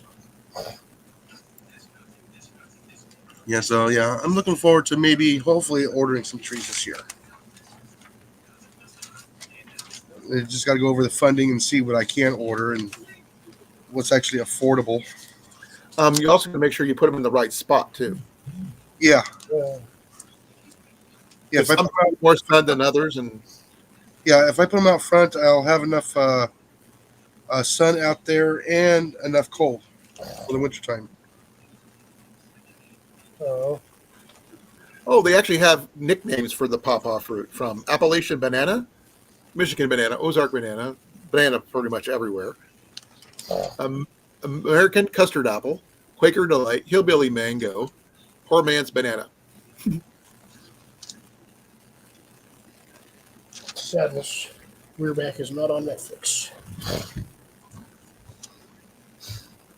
Yeah, they just want too much for citrus trees. It's like, oh my goodness.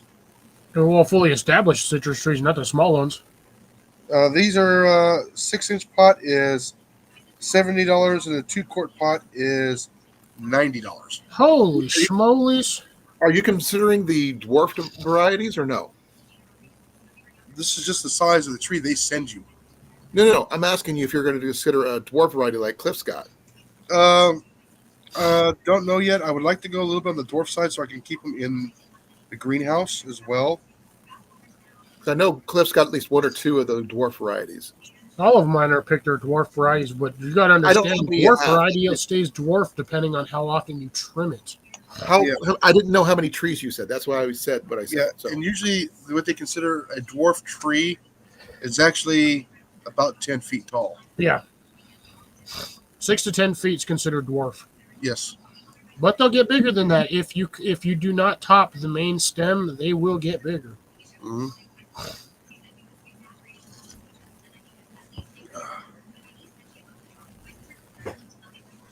And love coffee. Yeah. Still no activity tonight. you have a kitty. You got a kitty in your shop, though. Doesn't matter. They still showed up last night. The cat still ain't going to go after the mice. Like I said, Mac never hunted before, but he did it anyway.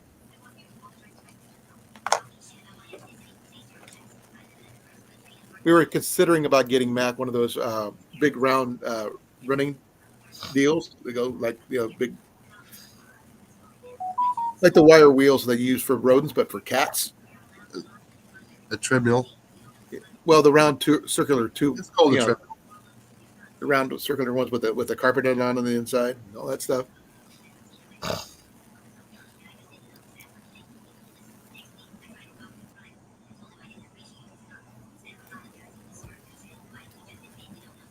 Cliff is looking very thoughtful. No, I'm Hey, very Dad, mindful. no, you're of still here. everything you are. No, I'm looking at some of the pictures I'm getting from Southern California. It's not looking good. Nope, they are getting annihilated by like a class 10 fire. Just yeah. Oh, I heard a lot of people from Western North Carolina are really upset about the money that's going over to California right now that they didn't get in Western North Carolina. I know. I don't blame them. All this money's going out, but nothing's going to them, and they're still recovering after 2 full months, Yes, I know. which is really upsetting. Oh, looks like California suffers every year. I don't know why they can't fix it. because it's wildlands. They'll keep on saying, "We don't have enough water. Just put it out." There's too many people there. Use ocean water. You heard about them charging people for their own wells now, Cliff, right? Yep. Even though they've been there, some of these people's families been there since before California was California, The families. Oh yeah. and they're still being charged, even though they were there way before with their own private wells. Well, I need to check something here real quick. Yeah, they can't charge you if they don't know you have one. No, They're gonna make they you pay know. for They know. They have people who come on your own land without your permission to check see if you have one or not. Yeah, which means you have a legal right to shoot them and bury them on your property. I don't know about that, but they want you to pay for the meter, pay for the paperwork, pay for everything, so they keep track of how much water you use on the well that you put in way before they existed. Well, if California didn't squander all their water on stupid stuff. Like Hollywood? Yeah. Farming. According to the They do over farm. no, they haven't. Actually, believe it or not, they have not in the past several years. Well, they still. The only reason they beat Iowa out, and the most thing is they have a better, longer growing season than we do, but we grow more in a shorter season. No, like I said, a lot of the farmers just gave up, uprooted all the trees, and just left the land barren. That's just a waste. Well, no, that's because that's what they demanded, and that's To rip up the trees? yes, all the almond trees. Oh, I thought you just said regular trees. No, almond trees, the orchards.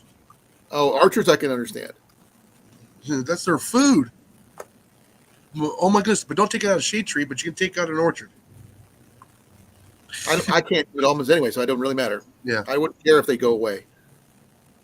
Yeah, why do you think the blue diamond almonds are so expensive right now? I won't. I don't know because I can't eat almonds. That's well, like I said, other people like almonds, like Grace. I like almonds. I like They're almonds. roasted, salted. You get different flavors. Yeah, it's all from California. All those almonds are from California because So that's if they got rid of all the orchards there, David sunflowers. You know the David sunflower seeds. Those are out of Yeah. California too. And guess what? Have you seen the price of those sunflower seeds? yeah, I understand about sunflower seeds. I can eat those. I found out that I cannot eat pine nuts. Bummer.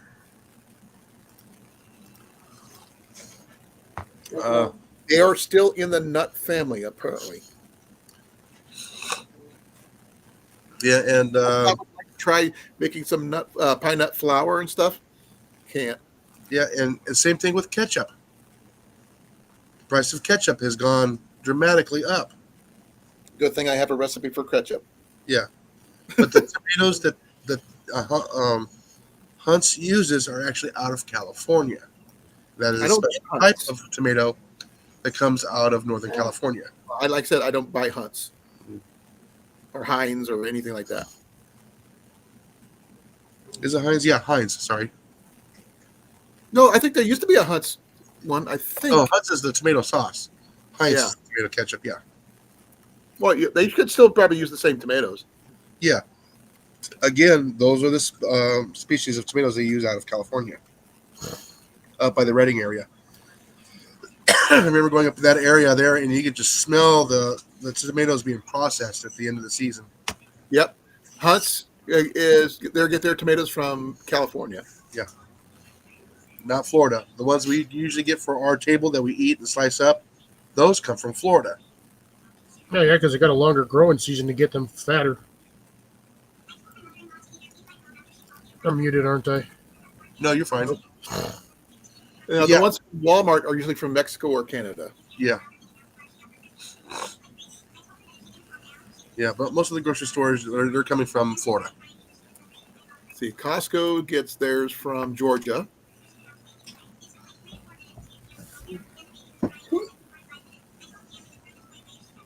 And believe it or not, most of your fruits and vegetables you get in the wintertime here are actually coming from South America. Yep. South America or southern Mexico. Because it's too cold to grow half that stuff here. Oh, yeah, Grow this it time of in a industrial greenhouse, but even then, That raises the price on them because you got the overhead infrastructure. yep. These come all the tomatoes from all these come from California. There's several pistachio orchards in California, but pistachios have always been pricey. They've gotten, actually, over the last 10 years, they've gotten worse. Oh, I know. We used to be able to buy like a 2-pound bag. It was $12. Then it went to $15, and then it was like $18, and then it went to For which one? $22. I was like, "What the heck?" For which ones, Cliff? Pistachios. Pistachios. I wouldn't know. I got lucky when I That's went. one shopping. conversation I opt out of all nuts. I had a 32-ounce bag of salted roasted pistachios. It was $11.99, Okay, I thought Hunt's made ketchup too. Grace, Yeah. but I'm and not that was sure. the cheapest I had seen pistachios in like 5 or 6 years. So technically, Jason was right earlier. Between Hunt's and Heinz, there's both make ketchup. Has anybody here made their own ketchup? You can. It's a process. Did you hear what I said about what Grace said? Hunt and Heinz both made ketchup, so you were right both ways. Yeah. If you've ever made ketchup, I just go and buy it. It's cheaper. It's cheaper and it's faster. Now, if you want real good tasting ketchup and you want to make it your own, yes, definitely go ahead and make your own. It's basically vinegar, brown sugar, and tomatoes, and it's a process to make Did my wheel ketchup. just fall off? Nope. If I'm not mistaken, Hickory Croft has made their own ketchup.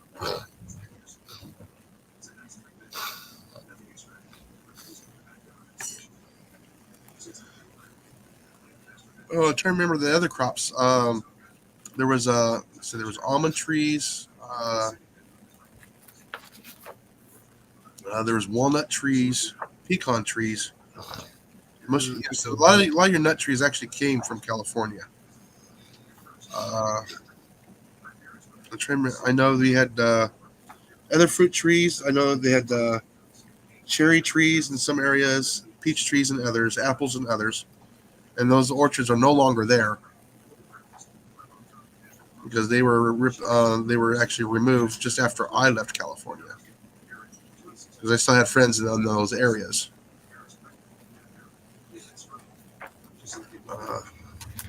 Yeah, see, apparently California doesn't care about oxygen. They care more about building buildings to get more people over there.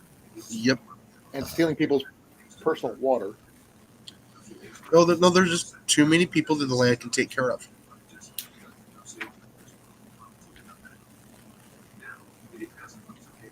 And that's starting to end up here now too. Well, That's why I need to win the lottery and just buy 10 square acres of land and tell anybody, you step on my land, you will not leave my property. Because they'll have 10 square miles to search.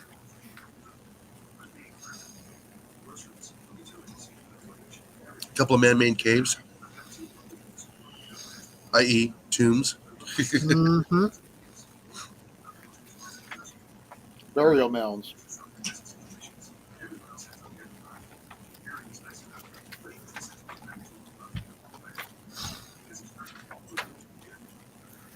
I gotta see if my freaking red and blue box stores are getting citrus in this year. Yeah, I know we usually do. Like I said, I know our Walmart has gotten citrus trees in the past. Oh, I've never gotten those at mine. I see them at ours, Yeah, sometimes you can get them as low as $30. but I've also seen them at Tyson's and Holub's, which is the local nursery here as well. Yeah, like I said, the trees should be coming in here shortly. I believe next month. Yeah, they'll start popping in around February, March. Problem is, they come in at full price. It's like I don't want to pay full price. Yep, I got a recipe for tomato ketchup. Like I said, you can make your own. It is a process. This one requires cloves and nutmeg. Yes, and seasoning. cayenne pepper. But someone actually told me, "Oh, I love ketchup too much." It's not the ketchup I like; it's the vinegar in the ketchup that I like. And just drink vinegar. I was thinking about it. They said cider vinegar is what they use. Yeah, like I said, there's all kinds of ways you can make recipes. There's all kinds of different variants. But mine is in my Back to Basics book. I was trying to find the recipes section. You can even make your own mustard at home too, as well. There's applesauce, brandied pears. Yeah, but you need to grow mustard seed for that. And a lot of it. Yeah. Not as much as you think, but yeah. A lot of everything and all of that stuff is processed dyes, colorings, and whatever, and stuff that you don't really need in your system to eat, but they put it in there to keep the stuff from spoiling. And also to keep the color the same. How to make your own jelly, grape and apple. Because if you make mustard from scratch, it's actually a lot darker. I'm trying to find it, see if they have it in here. But I haven't seen mustard. Apple pie. Yeah, it's like a yellow substance, kind of thick. Put it on the hot dogs. Yeah. Now they got the spice mustard, the brown mustard. I love that stuff. No, I'm just trying to see if they put it in this book. Yeah. I mean, I might have other books that might have it, but Like the Dijon mustards. Dijon. You can make a honey mustard. There's all kinds of stuff that you can do. That wouldn't be in that one. Again, it takes time to make them. Yeah. I may have a Amish cookbook somewhere that might have it. I mean, you can just type in how to make my own mustard on the Google, and you'll get a lot of. No, I'm sure that I'm trying to see if I don't have any in my library already. Yeah.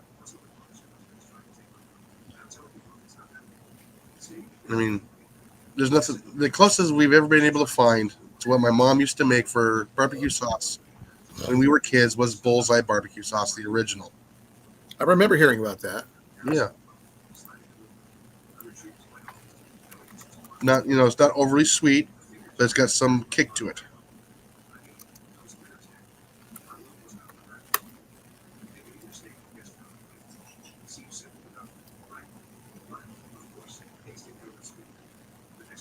Oh yeah.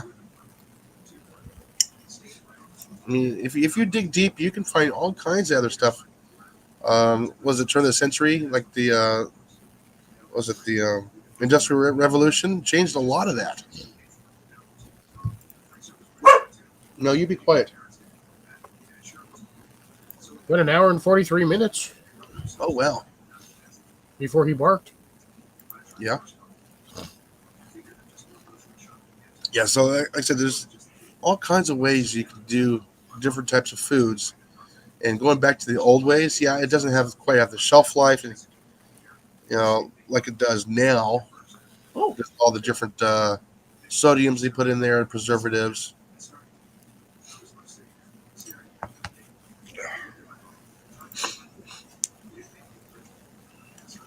Yeah, I already got that. Who knows? I just might make miniature corn dogs tomorrow and film it. Pigs in a blanket.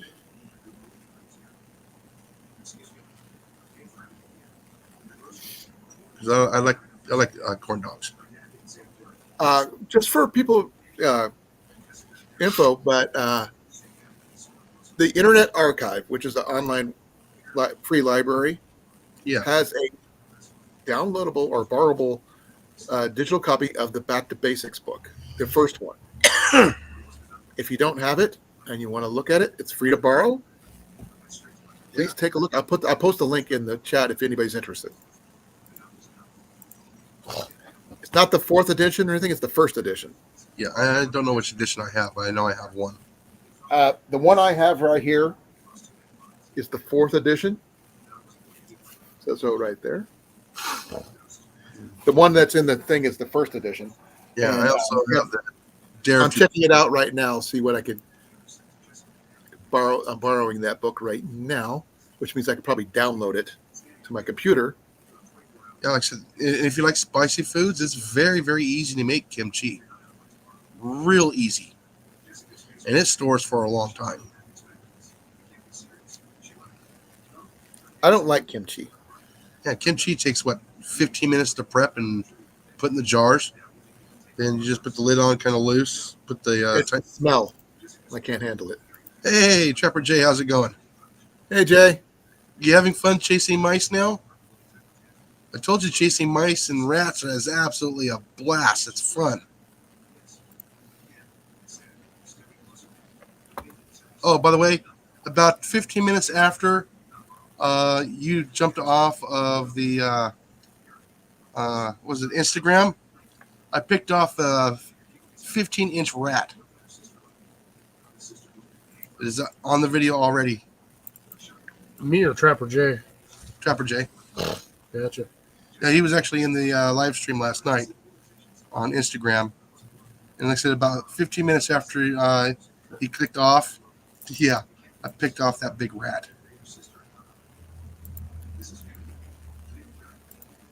Yeah, you think, I hit it with the 22 LR. But no. Oh, by the way, that slug zipped right through that whole rat from front to end. Oh well. Yeah. But you didn't zipper it. No, I didn't unzip it. No. His zipper was stuck. So that's why. Yeah, no, not like that mouse I unzipped. That was funny. And you got him with a headshot on that, which doesn't make any sense. Yeah, I know. It went right through the side of the head, through the whole body, and about that far from its rear end is where it shot out. Oh, speaking about that, I emptied the trap today, and I managed to grab a couple of slugs. Nice.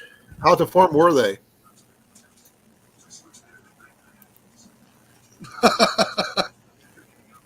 Tells you how hard that air gun is hitting. Oh, that pancaked the crud out of it. Oh, yeah. Every one of them. That's paper flat. Every one of them. Oh yeah, that's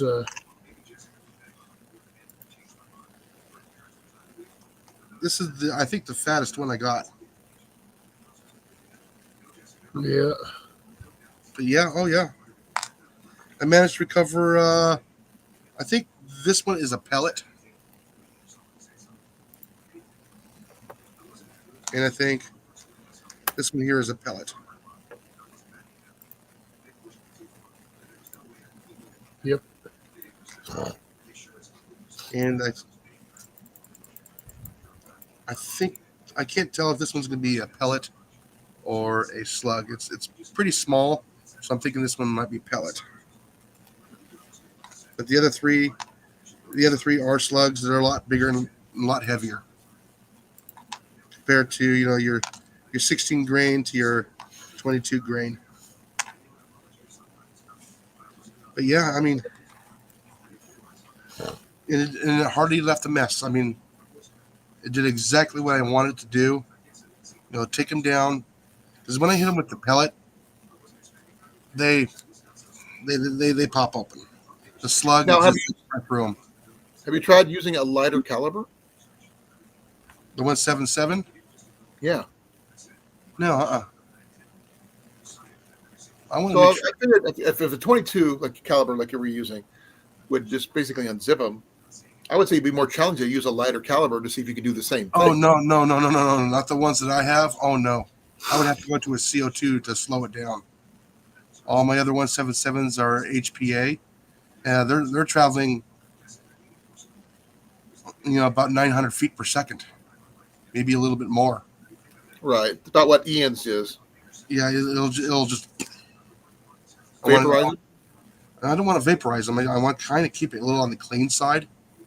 Well, if it's fast enough, it'll go straight through them faster than they can do anything else about. They'll be dead before they hit the ground, so to speak. Yeah. Well, with the 22, it's a little bit more forgiving. How? They're a larger caliber. It's the kinetic energy.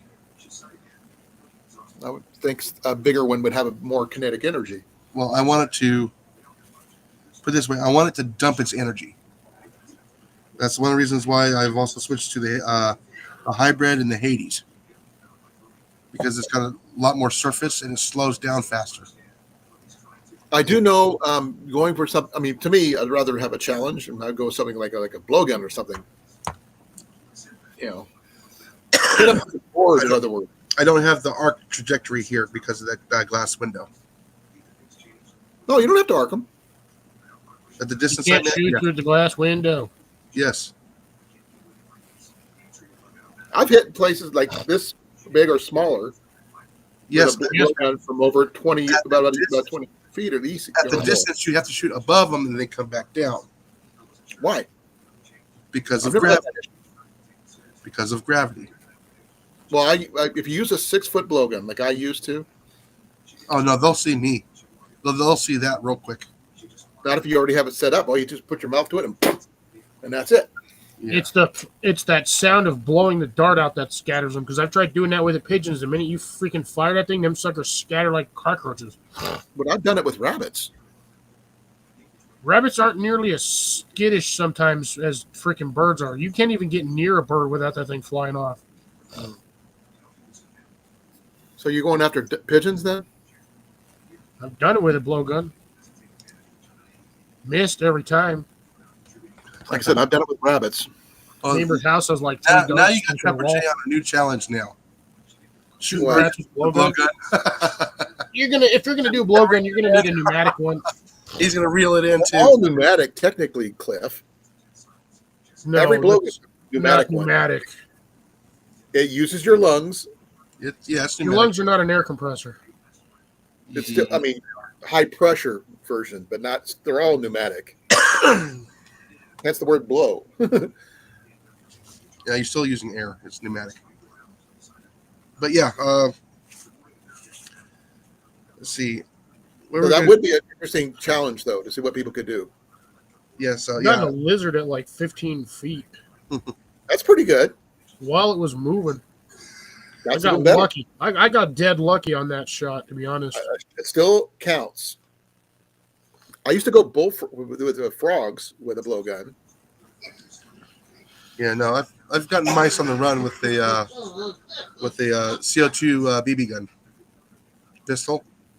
I Yeah, think those that, things, you got really good velocity with the CO2, though, don't you? I got a lot of CO2. CO2 is fun. Oh, no, I talk about muzzle velocity with that one. Oh, like 400 and up to 400 feet per second. That's about all That's you get. still way, too much you really need, but it still works. No, it was just happened to be up close because it was running back and forth in the daughter's room, and I happened to pick it off on a full run. It just tumbled. Same thing happened to me when I get my rabbits and stuff with my bow. But yeah, I'm only like about 5 feet away though. Oh, No, when I'm going across the shop, no, I need something a little bit more accurate, a little bit more heavier, a little bit more oomph to it. no. I go about 20 yards with bow for rabbits and Yeah, stuff. the hot sun, I do have to upgrade I have to pull it apart and get new seals for it because it's leaking air out in about 24 hours, 48 hours. So I need to get a new. Seals, on a similar note, Ian says he's going to have to replace the seals on his fire piston. Yeah. Because so we're going to head up on Friday over to the hardware store, see if we can replace them and get some more petroleum jelly for the seals. Make it feel a little bit better. But yeah, if you know the exact O-ring sizes, go to O-Ring King and order them. well, we're going to have to go to this hardware store to find Hey, out. there's First. CLO Adventures. How you doing this evening? Hey, CLO, how you doing? Hey, any more mice or raccoons for you? Because I know he gets rid of them off of his property. Seals usually last about I would say about 20 times because if they don't always go off on the first try, so 20 ignitions, I guess. As long as you keep them lubricated, they last longer, and if you let them dry out, then they last shorter, obviously. But get better quality seals than the ones they come with. Oh yeah, That's why I'm saying go. You get a hold of the O-Ring King and you can order them through there. As long as you know the size. But the thing is, they don't tell you what the size is. Mm-hmm. So that's why I was going to go to the hardware store and figure it out. Yeah, if you got a caliper, you can get it figured out. You get a cheap one at Harbor Freight for like $11. Actually, if I really wanted to do that, I'd just go down to O'Reilly's. They got calipers they'll lend you and just do it that way. That way you don't have to purchase anything. Well, it's nice to have them on the shelf at home. Not for here. I don't use them enough to be qualified needing one. But this is just for you guys, to let you guys know what size of O-ring you need. Mm-hmm. That way, you can get them for you and from the seal whatever they call that site you talked about. Because we don't need that many.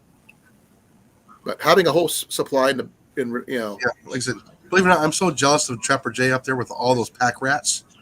I love to be up there at night with a what exactly? I've heard of pack rats. I've never seen one, so I don't know what they are. You're gonna have to watch Trapper J's video. Can someone just explain it? It's a pack rat. What is a pack rat? It's a big furry rat. Okay, so it's just a normal rat. No, it's in the same family as rodent. It does have a different body shape, different fur. It's like a difference between a rat and a muskrat. Muskrats get pretty big here. I would call it a hamster with a longer tail. Is the closest I can actually explain it verbally without seeing it. Is it like a kangaroo rat? Because I've seen Kangaroo that. rats are different. Oh, that's what I'm trying to figure out. Because I mean, when I'm trying to see it in my head, I don't see the difference. You know, one rat is the same as the other until someone gives me the difference. And I as might have an actual idea. my computer is listening to me. I am going to check something real quick. I will be right back. I'm trying to find one here that's going to be.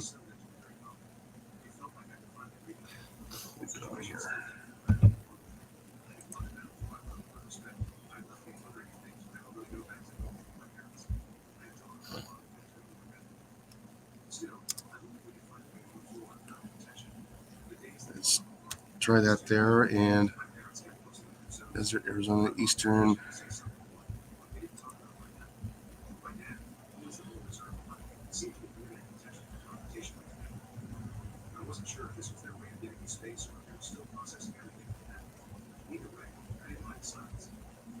Trying, you just, like I say, he's just going to have to go and look at Trapper Jay's video. Let me see if I can actually pull it up here and use his thumbnail.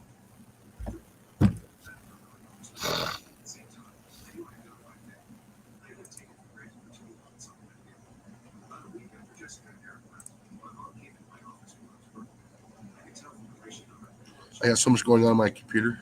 It's ridiculous.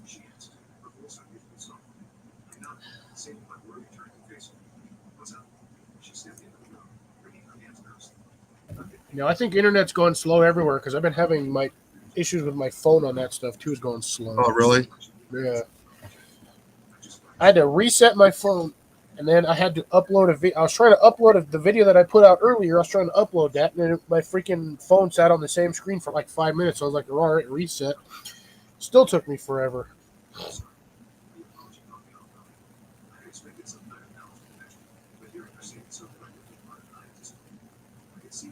Let's see.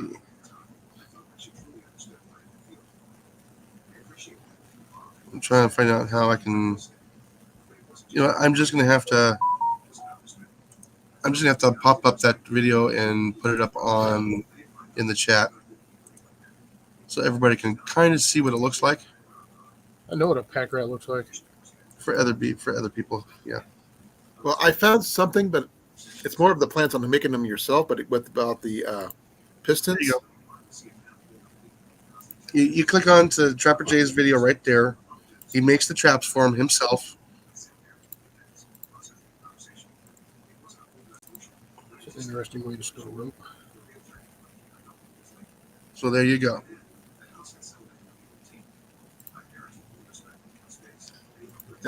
Now that's the. Oh, Yeah, hold on. I gotta feed the dog. I'm not sure what 0.8, 08 and 4.44 is, but it doesn't specify.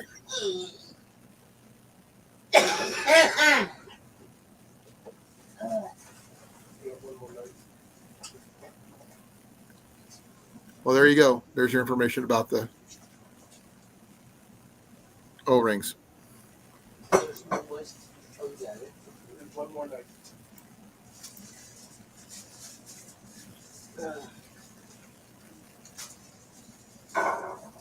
Okay, good to know, Grace. Could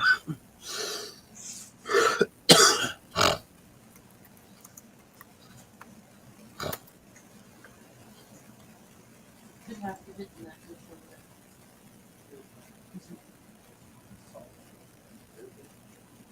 Like a squirrel-like tail with a mouse.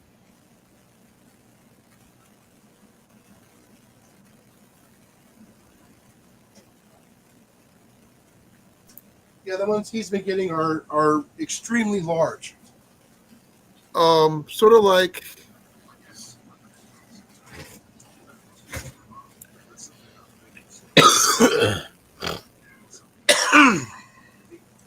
I mean, they're cute looking creatures. Like I said, they almost look like a giant hamster with a long tail. Is the only way I can explain kind of how they look like. And their fur is a little on the softer side than a normal rat. Then you got the kangaroo rats of the Southwest, long legs, long tails with a tuft at the end. That's going to be your kangaroo rat. And that's also known as a pack rat as well. Well, I saw this one. Someone did a picture of one. I don't know if that's how close. I mean, it's obviously forced perspective because it looks like they're holding it out on a rod or something. But that's that's the normal rat. a normal rat. But they say it's a pack rat. A wood rat. Yeah, same. They said wood rat and pack rat are the same thing, according to the internet. They got different variants too. So depending on where they are. But yeah, like I said, if you want to see the ones like where you're at, they're going to be the closest to that one. There he shows the huts, how he's trapping them because there's an overabundance of them where he's at, and he's trying to get rid of some of them.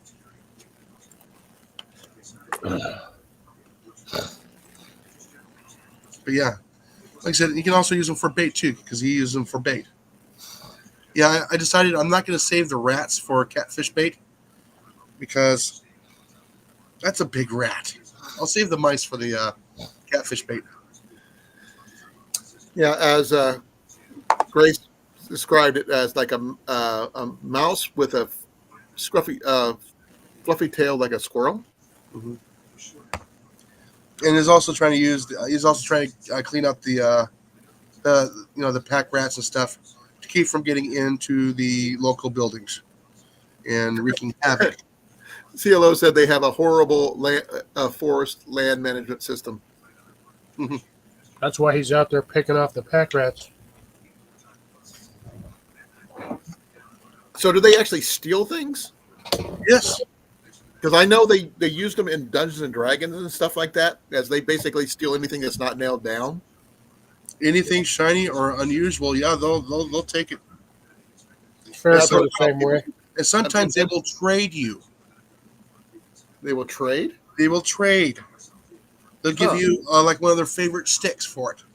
For like if they take a spoon and you find a stick in its place. Like a crow. Almost, yeah. If crows, if you leave them out, they'll bring you shiny objects. Mm-hmm. But they'll bring you like one of their favorite sticks. Or one of their favorite pebbles. Or shiny things. No, they keep all shiny things. They keep all shiny things? Mm-hmm. Now, would you keep one as a pet? No. Likelihood of not making it to work in the morning are high. Why is that? Because they're going to steal your damn keys. Yeah. So I would probably say almost like a gerbil. No, that's also with a long tail. Another way you could explain how some you of the said hamster before with a long tail, but yeah, that gerbil's almost the same thing. Pretty much, yeah. But gerbils don't have a tail, do they? No. No, they do not. CR is still here. He was supposed to be out over 5 minutes ago. No, he came back. No. But yeah, like I said, that's the one thing you can hunt year-round, no bag limit, is rats and mice. That's why I enjoy chasing them so much. And sometimes it is a challenge, especially if you be trapping for them. You try to come up with clever ways because with the rats, if you got a lot of them, they are smart enough to figure shit out. I'll give them to that. You got to change your methods constantly. Yeah, they adapt and overcome. Yes, they do, and they're very clever about it. Like I said, I want to get those 1.5-inch conibears and put them in a 2-inch or in like a 2.5-inch conduit, 2-inch conduit if they fit, and use the bell end, and so you can cut your little angles in there, slide that in there, put those two together, and set it down because they'll go into a hole. They'll go into something to look for food, or anything else. You know, it's simple, easy. It's round. Just don't put it on the hill, and it should keep the conibear contained. So I need to find some 1.5 inch conibears, the little round ones. I'll probably have to go to. Well, I know where to get one. Oh yeah, I can get them online too. No, not online. I know where to get them in Des Moines. I know one of the shops I go to has them by the different size conibears by the box. You just got to sift through them. They were going for $5 a piece. Yeah. I don't trap, so I don't normally look at those kind of things. So if you need me to, I can. Yeah. I mean, yeah. Put it in the chat so somebody can go and see them. Like I said, it's gonna be just They're in Des around. Moines, so What? this place had a box. I mean, I think they had the whole box for really, really cheap. Like I said, I'm not a trapper, so I don't normally look at those. Well, kind of I things. know a lot of trappers actually watch my stuff, so put it in the link. Iowa trapper might know them that they're there, but Yeah. my uncle used to trap. One of my uncles, but like I said, I'm not a trapper because I've never had a need to. But he also was a bear hunter too, so go figure. My Ever bear, held in a fart? huh? Have you ever held in a fart? I don't know. He passed away a long time ago, so I wouldn't know. said, have you ever held in a fart? I've tried, but sometimes it doesn't work.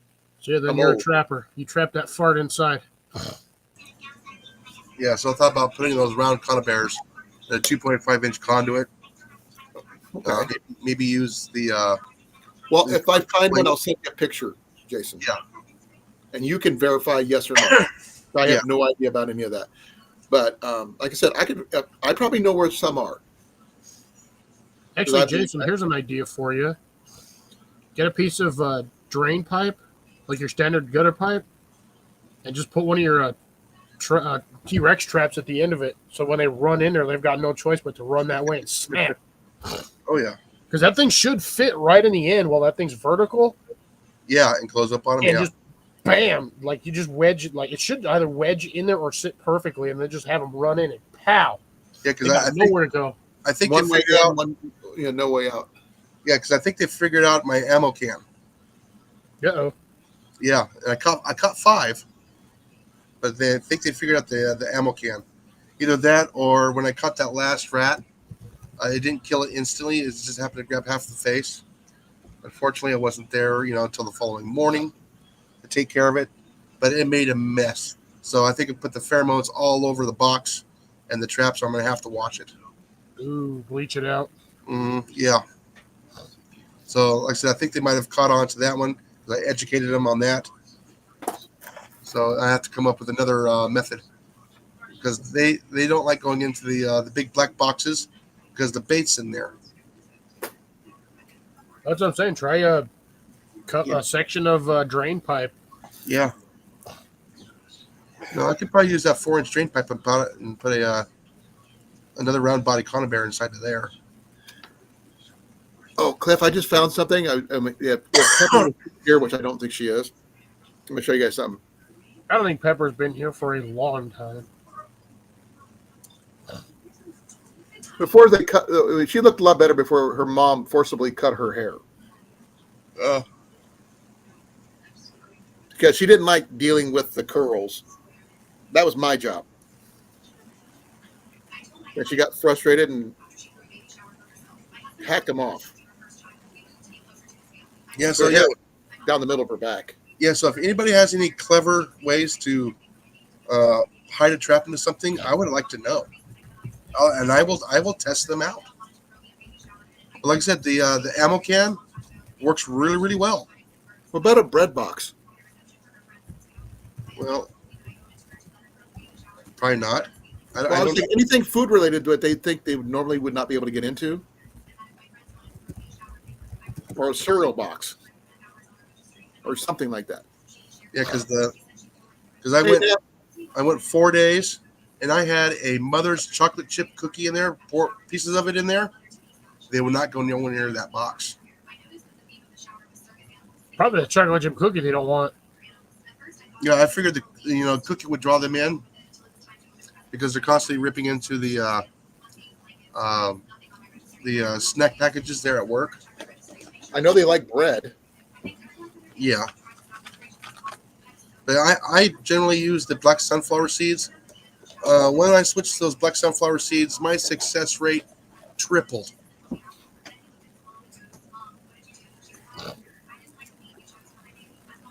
Yeah, because I would do peanut butter, they wouldn't go after it. All right, Jazz, take care. See you on Friday. Much out of here too. Later, 'Cause I'm see you on starting to Friday. yawn. Yeah, I've tried cat food, everything else, but as soon as I went to the black sunflower seeds, tripled. Just try normal birdseed. You can get it really cheap for like 49 cents a pound or something at most places. Just go with birdseed. It's a Yeah, big. I can also grow it myself too. Well, yeah, but we get it here over at Tyson's really cheap, and you can get a whole different kinds of stuff. Squirrels like it. I'm sure mice and rats do too. Oh yeah, they do. But I'm gonna head out because I'm starting to lose concentration and yawn and everything else. So be well, guys. See Yeah, you be tomorrow, hopefully. Peace out. Have a good one.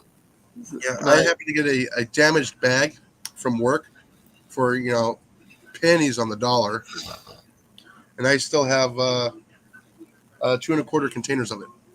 Jesus. Yeah, because it was damaged. The rats got into it, tore it all up. It was only like 2/3 of a 10-pound bag, and I got it for like what, $3. Oh, wow. And it works.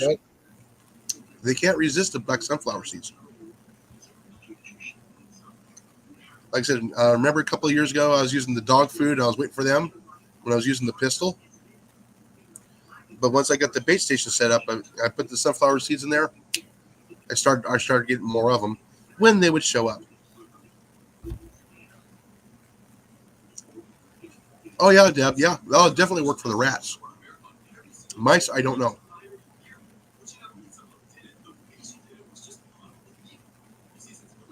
But like I said, you got to tether your traps. Yeah, otherwise you might find your It's going to trap. be out in the open. If you put them in a box, you can keep that. You can keep the trap contained in the box. They can't pull it out. You're pretty much done.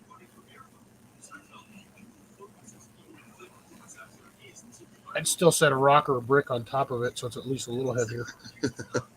No, I'm trying to get Snickers at work. They actually named a big rat at work named Snickers. Jesus. Because it was eating the Snickers bars. And it's a big rat. And I'm going, I want that big rat. I don't know if it's going for the Snickers bar specifically for the Snickers bar, or if it's going for the Snickers bar to get the nuts. Like I said, I'm trying to break that 16-inch record. Getting close. Ah, really, Deb? I don't know if I want to waste the bacon on it, though. I don't even think you need to waste a bacon product if you just cook bacon and use the grease. That would probably work. I'm going to try that with the rats. Yeah, just get like an eyedropper, and while that stuff's still hot, just put like a drop or two around the. No, I'll jaws put of the- it in a little cup inside the trap. Yeah.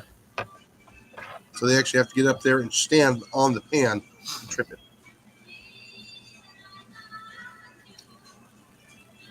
But yeah, I'm having fun at work. The assistant manager is just absolutely just loving it, watching the rats get trapped. And I let him know. I show him pictures. Okay, female. This is where it was caught and everything else. And everybody's telling me where they're seeing the rats. I'm going, I only have 2 traps. So Tell them like I can get more traps if you feel like buying more. I'm trying to talk him into getting the A24.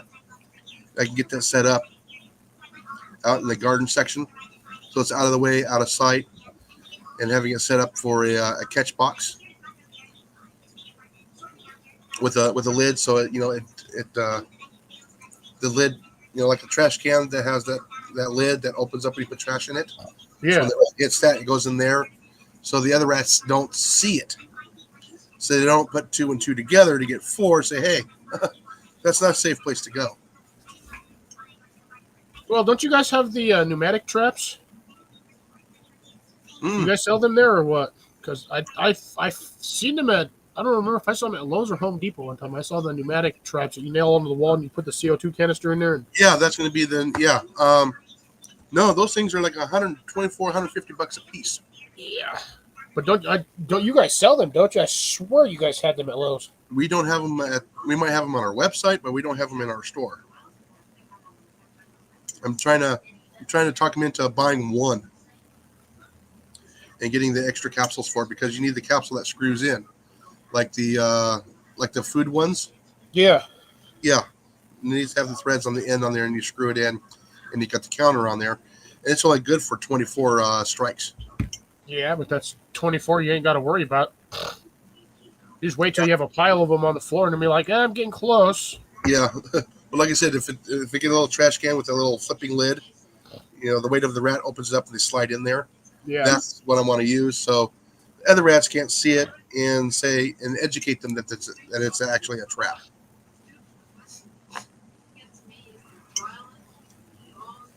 So I need to set it up so only one rat can get in there at a time. So I need to build a little box so they can't see what's actually going on. So if there's two of them up there, they don't understand what's actually going on. Yeah. Yeah. Believe it or not, rats are smart. Yeah, mice are smart too. I think the hunger gets the better of them on the mice. And again, them on rats too, but hey, like the saying is, the second mouse gets the cheese. sometimes the first one gets it. Yeah, rarely.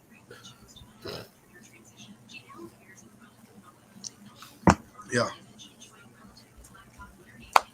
But how's your garlic doing? So I just checked all of that stuff today in the 3 different planters I have it in. The one right behind my truck, I had actually noticed 3 of them popping up. So I went and decided to shred up some hay and put that on top of it and give it a good watering, because that stuff hasn't been watered in probably 2 or 3 months. I don't water it very often. Like I said, Deb, if you have a cell phone, you can record you setting up these traps and using different baits. I think you would get a lot of views. Yeah, probably. She gets tons of mice. But yeah, I went and checked the other planter that I have out by the fence, the round one. Dug through the 3 inches of leaf matter that I just chopped up and stuck on top of it. One of them was already 2 inches tall. I was like, better put the leaves back on this so it can go. And then the other planter that I have over here, I know I planted garlic in that, but it hasn't done anything yet, so might take a while still. Yeah, and I have some in the greenhouse too. Yeah, I saw that in the greenhouse. Yeah, like I said, my elephant garlic is actually doing pretty well. These are getting nice long leaves on them. Well, did you harvest any last year? No, I didn't. I thought they perished. They didn't. I was digging around in the, I was going to clean everything out, pull all the weeds out of it and everything else because it got out of hand. And then when I was, digging around, pulling everything out, I pulled out 3 pieces of garlic. I stuck them back in there. That's now weird. they're sitting out there. I'm not even doing nothing with them. Just leave them alone. So, just leave them with mulch and they'll usually pop right back up. Mine, like I said, I planted mine in November almost, and mine are already starting to pop up out of the ground. Yeah. So right now I got a landscape cloth over them to keep the freeze off of them. Oh, it won't bother. Yeah. No, the freeze literally won't bother them. Yeah. I mean, it'll get cold, but it'll keep the frost from sitting on the leaf itself. No, on the leaf itself. Oh no, yeah. If it's already started to pop up and you've got greenery, it won't touch it. It doesn't even care. Oh, I'm sorry, Deb. Oh man. I guess she's gonna have to get one of those burner phones from Walmart and just use that as a camera. You can pick those up for just a couple of dollars. Videotape that, and as long as you got a Wi-Fi, you can still use the phone for internet. Yeah, I wouldn't even, Jason. I would just take the frost cloth off of them. Alrighty. Those things can withstand temperatures as low as -20. Oh, really? I'll just take it off then. Yeah, they're like I said. I just cover mine with mulch, and that will. But mine are still in the planter though, so I don't know if that's gonna make any difference. They're not in the ground. I've grown most of my garlic in planters. And they don't even care. Does best when overwintered in warmer climates. It can also be planted in the late winter, early spring. However, the elephant garlic bulbs will not usually be as big when planted. When planting the elephant garlic cloves in the fall. I got you, Deb. So if you plant them in the fall, it's too late or too early in the season. If you plant them January, it's not going to do anything because the ground's too cold. Hey, Deb, ask your son for an old one of his older phones that if it still works. Yeah, the problem is with that, if he's got an older phone, most likely the battery is going down. Yeah, forgot about that. That's usually why most people get new phones, or unless you're a freaking iPhone addict, in which case, I got to get the new iPhone every year. No. Every 3 years, y'all are stupid. All the money y'all spend on iPhones, you could have bought a house. Yeah, like I said, I get Androids. Yeah, way cheaper, way better applications, dead honest. And a lot more free apps. Oh, yeah. Actually, I have to delete a whole bunch because one of my updates on my phone again reinstalled like 8 freaking stupid things I have deleted the first time.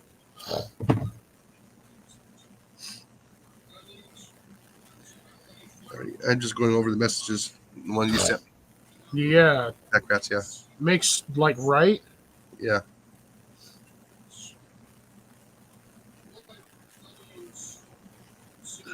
Oh, geez, Deb. Well, hopefully it's just a quick coil wire or something, or spark plug wire. Spark plug probably, something cheap. And hopefully it's something cheap. Hope it's not a fuel injector, because god damn, those things ain't cheap. Well, she's got a newer van, and it's a cylinder is not firing, so more likely it's either going to be a bad spark plug or bad wire. Hopefully that's all it is. Yeah, hopefully. Yeah. That's usually around a $20 to $30 fix. Now, if it could be one of the coil packs, that's a different story. Hopefully it's not. Yeah, I'm always watching your video right now. Oh, nice. Thanks, Molly. I can hear it. Yeah, if anybody hasn't, go watch Cliff's video.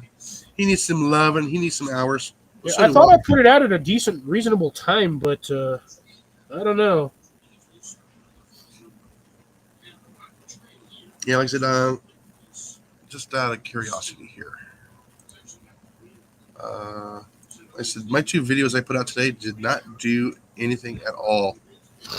The first rat hunt of the year, I only got 7 views, according to that. I watched it. Yeah, when you did around it was like 13 minutes. Yeah, and the end of the year. That's the end of the year mouse hunt. That one I got 16 views on that one.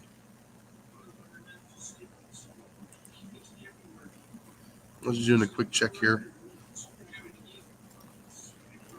Yeah, then Deb, that's most likely a spark plug or a wire. I'm hoping that's all it is. Well, it could be a coil pack too, so you don't know. Wow, I've gotten 73 views tonight on this one so far. Nice. Tonight's live. Thank you, people. Thank you. Alrighty, end of the year, 17. And the first rat hunt is at 7. And that one I released. Still watching. Yeah, nice. And I released that one at my normal 4 o'clock. And the other one I released earlier. I think I did that one just before noon. Ugh, that video did shit. Yeah, I've been getting a lot of views on the Instagram from last night. Yeah, like I said, with the light overhead on me right now, I haven't had any activity. If I turn the light off, activity will start. Yeah, at least my average view duration was about 7 minutes, so that's a plus. 9 views on this video. Jesus. I don't even know why bother half the damn time. Because it's something to do. It's called social media for a reason. It's our own little click here that we got going on around here. We all I didn't watch. even get notifications that I had comments on this stupid phone. Yeah, Will said hi. Cecilia watched it. Yeah, Jeff Deb. watched it. Nothing. Oh, look. CR put in there, period. Apparently, we left him speechless. No, that's just to let him know that she's still watching. 15-minute video. I wonder how my other one will do. Oh, yeah, by the way, I checked on them today. Not so good. On what? The air grafting. Oh. Not good, huh?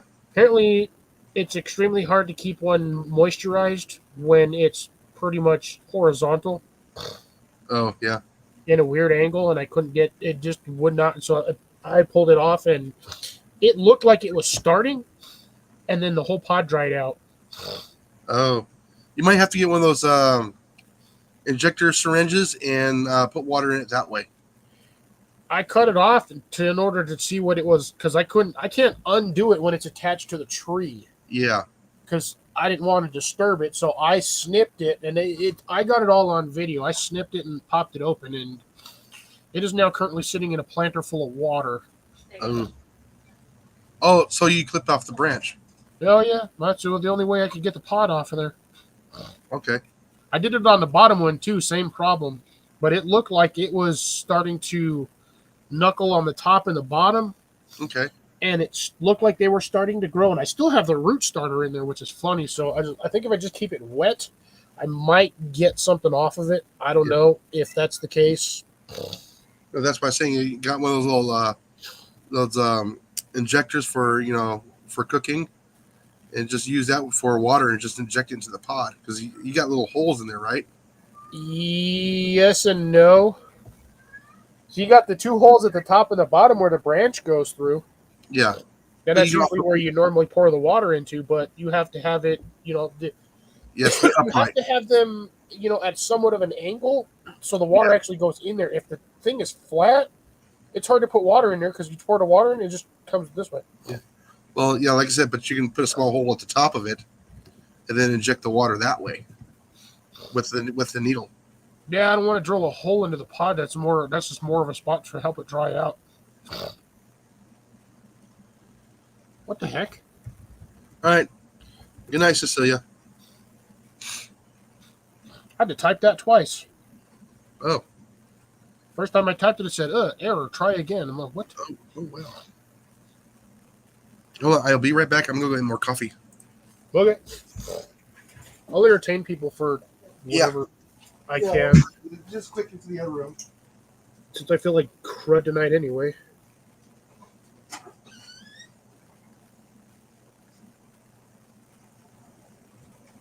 Because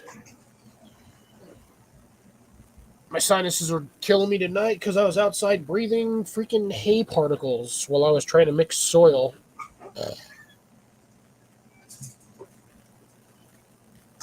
And killing trees that were already dead, so that's always a fun. $75 worth of trees down the hole, not doing anything. All right, I'm back. Welcome back. Welcome back. So yeah, my 3 trees that didn't make it last year, I thought maybe they might do something this year, and now I know why they didn't do anything. Oh, what happened? Soil was too dense. Oh. Way too dense. I think when I put them in, I was in a rush and I didn't make my soil blend the way I usually do, and it was. And you packed it in too tight. Just compacted way too hard and would not allow for root growth. Now that's the one that you use that coconut fiber in? I don't have coconut fiber. Oh, which one? What soil did you use? I right now at this moment, because I have specific soil blends, I don't have the stuff I normally use. I'm actually adding a lot of shredded of my hay bales. Okay. I'm just going out there and pulling chunks off and just shredding it into the dirt, mixing it in to get more organic material. So because I ran out of perlite. I have like 4-5 bags of the potting soil, fluffy potting mix stuff. Comes in the big square box, the square bags. But I've been using that to mix in there, and then I'll add like 1 or 2 shovelfuls of native soil, and then my topsoil blends mix that I have. Those bags that I got for like dirt cheap, literally. Yeah. So I've just been mixing that and just going, but I'll sift an entire pot's worth of dirt out, get all non stuff that I don't need, and then I'll just mix that right back in there and just add more as I need to go, depending on the mix. So hopefully the new planter, well, because I transplanted a plant today. I took my apple tree, it was the ambrosia, I think it was, and I transplanted that into a better pot because the blue 5-gallon bucket that it was in was falling apart. Yeah, guess she's making coffee. CR. I don't even drink. I think I'm going to last longer in a survival situation than the rest of y'all because I don't need coffee to survive. Yeah, we'll be going through the withdrawals, the headaches, and everything else for about a week. We'll become angry. Then nobody else will survive. It had that stuff in there, Grace. Mm-hmm. That's what it was, a seed starting mix and something else.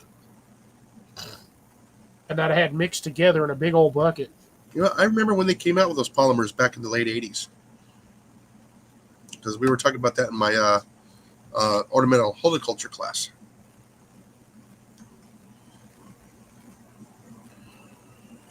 Yeah, it's good for some plants, but I don't think it's good for what I need the application for because the square footage or the size of the pod's really not that big. It's not really much bigger than like an avocado,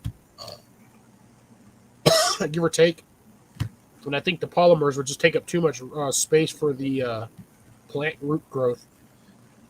Exactly, CR. It keeps everybody else from dying.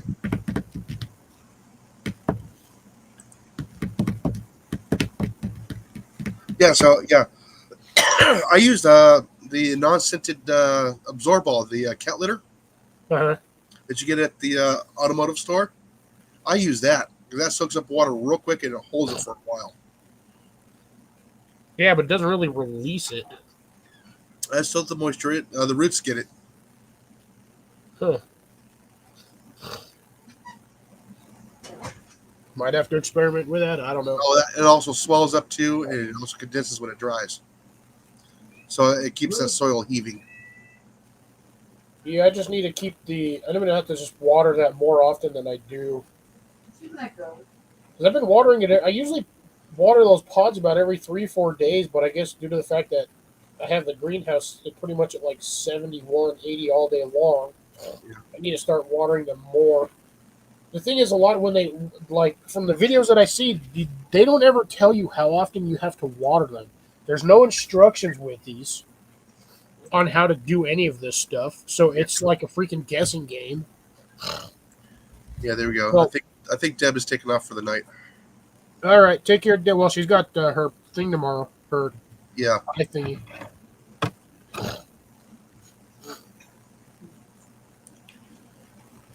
Yeah, you should find out who the people who actually made them and see if they actually have a video on how to use them.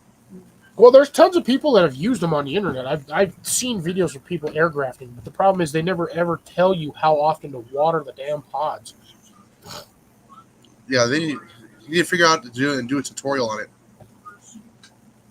Yeah, because like I said, when I got this thing, this was literally the whole bag. It was just a plastic bag full of plastic. Well, you got a moisture meter, right? Huh? Do you have a moisture meter? No. Maybe you should get one of those, stick that in the pod, and put water in there and keep an eye on it that way, and get some kind of a base on that. Yeah. I just gotta water it more often. Yeah. Plus, that particular pod was fairly close to where the heater actually is, so that probably didn't help much either. Dried it out? Yeah, I think that helped dry it out a lot faster. But like I said, I cut it off. I think the only reason why it was still staying alive was because of the fact that it was still attached to the tree. It's the main plant, and that the exposed area of the branch or the Cambrian layer wasn't exposed for an extended amount of time to the air, so it didn't have time to fully dry out. And when I stuffed all that stuff in there, it was like packed in there. Like I almost couldn't get the thing closed because I had that much medium wrapped around the branch. So I don't know. I'll just let it rehydrate and see where it goes from there. If I'm lucky, within another couple of weeks, it'll start growing. If not, lesson learned. And then I'm short 2 more branches off of my lime tree, which I'm really not going to be too heartbroken on that matter, because I have currently now 3, actually technically 5 sprouts of Mexican lime popping up in my little 6-inch planters. So all goes well, I already now have 5 extra plants. These ones I can trim and groom and maintain properly, versus the first few that I bought that I had no idea what I was doing when I bought them. Yeah, I just bought them because I was like, I'm going to grow citrus. But I've learned my lessons since. Don't buy the crooked ones. There we go. That's easier in my eyes now. Light. Is the light more level now? Yeah, as soon as I get used to the dark again. But yeah, it was that bright light was actually starting to give me a headache, I think. I showed them in one, but it was only the first one. Since then, I've had more pop up. Yeah, you said you had 3. 3 in the pots, but I'm now at this point, I now have 5 sprouts. Oh, 5 have sprouted. 5 out of, well, here's the weird part. So one plant has 2 little sprouts in it, or one pot has 2 little sprouts. Mm-hmm. One pot has 1 sprout, and another pot, which I kid you not, within 12 hours, went from not even at the top of the dirt to sticking out like a 1/4 of an inch. Oh, wow. Or like about a 1/4 of an inch to like maybe a centimeter. I don't know. It was not there the night before when I checked on it. When I went in there in the morning, Yeah. it was already sticking out of the ground. I was like, what the heck? Tag that one. Tag that one, because if that one's going to be a fast grower, tag that one. They're all grow. Well, they're citrus. Once it starts getting warmer, they'll grow faster. Oh, yeah. But if that's the case, I'm now going to have to figure out where to put 5 more citrus plants. Somewhere. You got a new greenhouse? Yes, which I still haven't done anything with. It's still sitting in the box. Because I haven't had a long enough time to work on that area, and every time I try to work on it, the weather decides to give me the middle finger. Yeah, especially with the high winds. Yeah, it's been ridiculously windy. It was windy yesterday. It was kind of breezy today, but it wasn't too bad. So I just put Dot in there instead of Dot. I wonder if he's talking about Dot Warner. No, it's instead of this one. Yeah. I remember Dot Warner, Time Warner too. Well, everybody knows who Dot Warner is, right? Honestly, Grace, I really don't know how fast they're going to grow. Once the first set popped up, I feel like they haven't gotten much bigger. The leaves are getting fatter, but I guess it really just depends on the soil, which, God almighty, I'm thankfully I'm smart enough to. I took a page out of a couple of YouTube channels, things for growing, for at least, especially for starting seeds. So seed starting is kind of weird. You don't really need an actual beneficial medium to grow seeds. You just need them to be wet enough to germinate. Yeah. And then from there, you usually transfer them into a container that has the proper nutritional medium to help sustain life and help it grow and get bigger. I did both in 6 containers. So I filled them with dirt.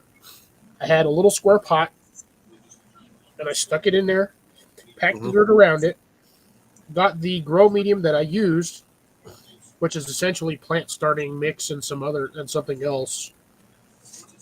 Stuck that in there, put a little hole in it, and then dropped my seed in, and then just grabbed a pinch and just stuck it on top and just kind of packed it down. So I have a 2-in-1. So I have the grow medium. So I basically have seed starting mix, and then I actually have soil on the bottom.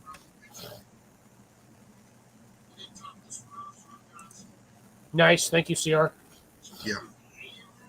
Jason's probably not going to go much longer anyway. He's probably going to kick out in about 20 minutes anyway. Yeah. Even though he doesn't have to go anywhere tomorrow. No, not really. That's Yeah, nice I'll definitely keep you guys posted on the citrus. I'm looking forward to that one. I do have one lemon plant, but I planted that inside the house in a 6-inch planter to see how well that would do inside of a stably maintained temperature. But I have the rest of the seeds. I have like 6 more seeds up here. I also got some apple seeds today from an apple my parents chopped up to eat. And I got like 5 or 6 apple seeds from there, so I'm going to try to grow those. Oh, awesome. If I'm lucky, I can get a couple of them to germinate, and if I'm even luckier, I can get them to actually grow. Whether or not they'll actually produce is a whole other story, but I think if I have 2 or 3 of them, time will tell. It should be okay. So again, time will tell. Yeah, I'm going to have basically a planter orchard of little tiny trees. Oh, by the way, yeah, the Lincoln is still green and still pumping out flowers right now. Nice. As cold as it is doing really, really well. Since I think that variety might actually like cooler weather. That's what I'm thinking. I just can't wait till springtime. I can get some cuttings and try and grow some more. Get some more clones going. Add an extra letter in there. Let's see. Yeah, I need to get some coal lumber at work and see if I can make some tables for the greenhouse. That is $54 for bush. For what? For a Lincoln rose bush. Yeah, I'm talking about the Lincoln rose bush. Yeah, that's what I'm saying. I'm looking at it right now. Heirloom roses, Mr. Lincoln is $54 for one plant. And it's a small plant. Yeah. And I got one out there that's over 6 feet tall. No, it's this one says it's a hybrid rose, but I'm sure it's Yeah, I believe mine's the grandiflora. So it's that one big flower.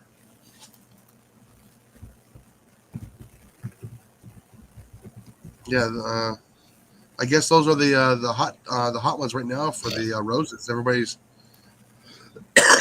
looking for them. I mean, they're thorny as heck. They are really shit, $35 a plant. Oof. Hey, get off there. Where's the X out? Wrong side. Jesus, $40 if you get the Fun in the Sun. Honey Dijon is 30 almost. Jesus. Ooh, it's already 32 degrees already.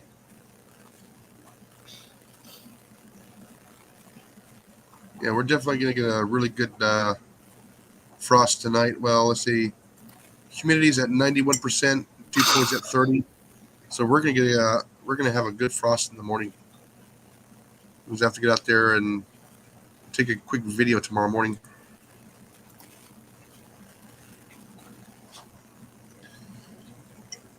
Yeah, I didn't see the that particular rose in there, but the there's other roses I kind of want to get, just because the roses. I've always liked the rose plants as well. I do and I don't. Yeah, they're a pain in the ass to take care of. Yes, they are. Yeah, you're still looking at like $35, $40 a plant. Yeah. Oh yeah. Roses are expensive. $54 free delivery over $100. Yeah. From Well, look how Heirloom expensive. Roses.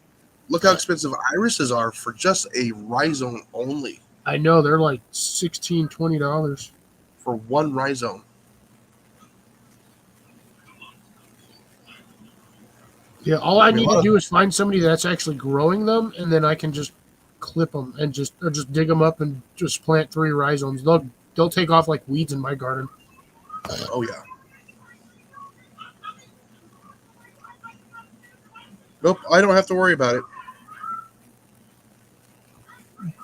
CR31 by most standards is considered cold. No, he's 13. Oh, sorry, 31. I was reading the wrong one. Grace Grace is said she's 13. yeah. Yeah, well, that's kind of one of the reasons why now I'm getting to where I want to start propagating my own stuff, because if I can do that, if I can get a good volume of stuff that I can actually root, I can try to sell on the side little by little. Yeah, same here. And not for the same stupid exorbitant price as the box stores. No kidding. No, like I said, I could probably sell a little 4-inch tomato plant for $2. It only cost me what, 30 cents and some time. I want to do the same thing with strawberries. Yeah. Establish them, get them established at least for 1 year, and then sell them off the next year. Yeah. Yeah, because if I did the cuttings off the Lincoln Rose, it'd be like 3 years before I can sell them. Just to get roots on them? Just get roots on them, get them established. And again, they won't be cheap. They'll be comparably priced, but they'll be available for the local people around here. $15-$20 seems reasonable. Yeah. Depending on how big you're selling them at. Yeah, I was trying to think of them in like one little 1 gallon pots.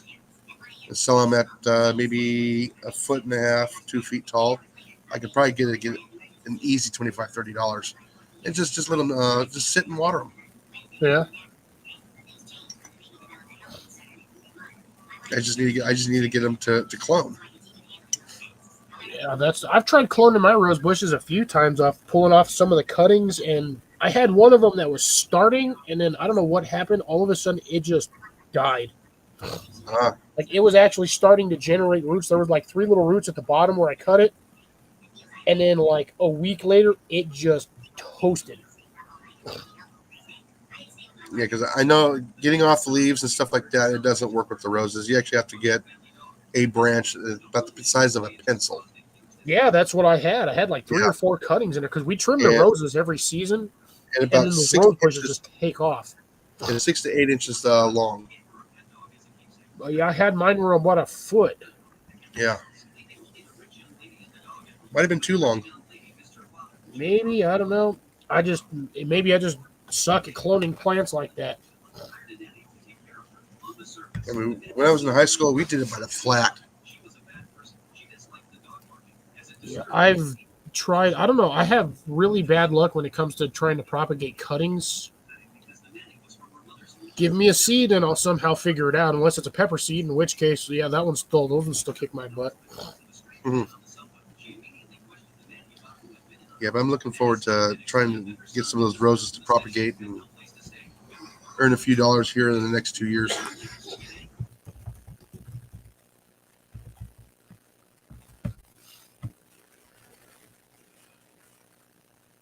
Yeah, see, they got root ballers, blah, blah, blah, for what I have, but I'm trying to see if I can find something similar to, what is that, something Homestead. Oh, God.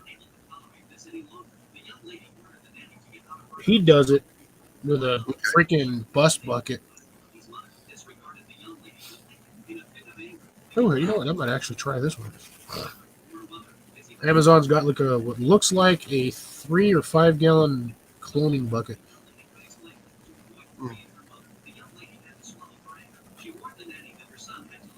That's interesting. It was like $40, $50. A plant cloning machine, deluxe 21 site bucket cloner by kit by Power Grow Systems for $50. Ouch. But you get the bucket, you get the rubber plugs to stick the plants in. and then you get what looks like essentially a fish tank pump or a little pond pump. Oh, It's, okay, to circulate the water. yeah. Circulate the water just to like spray it on the bottom of the roots. All right, CR, have a good time. All right, later, CR. Catch you on the flip side. Yep. Catch you on the next adventure.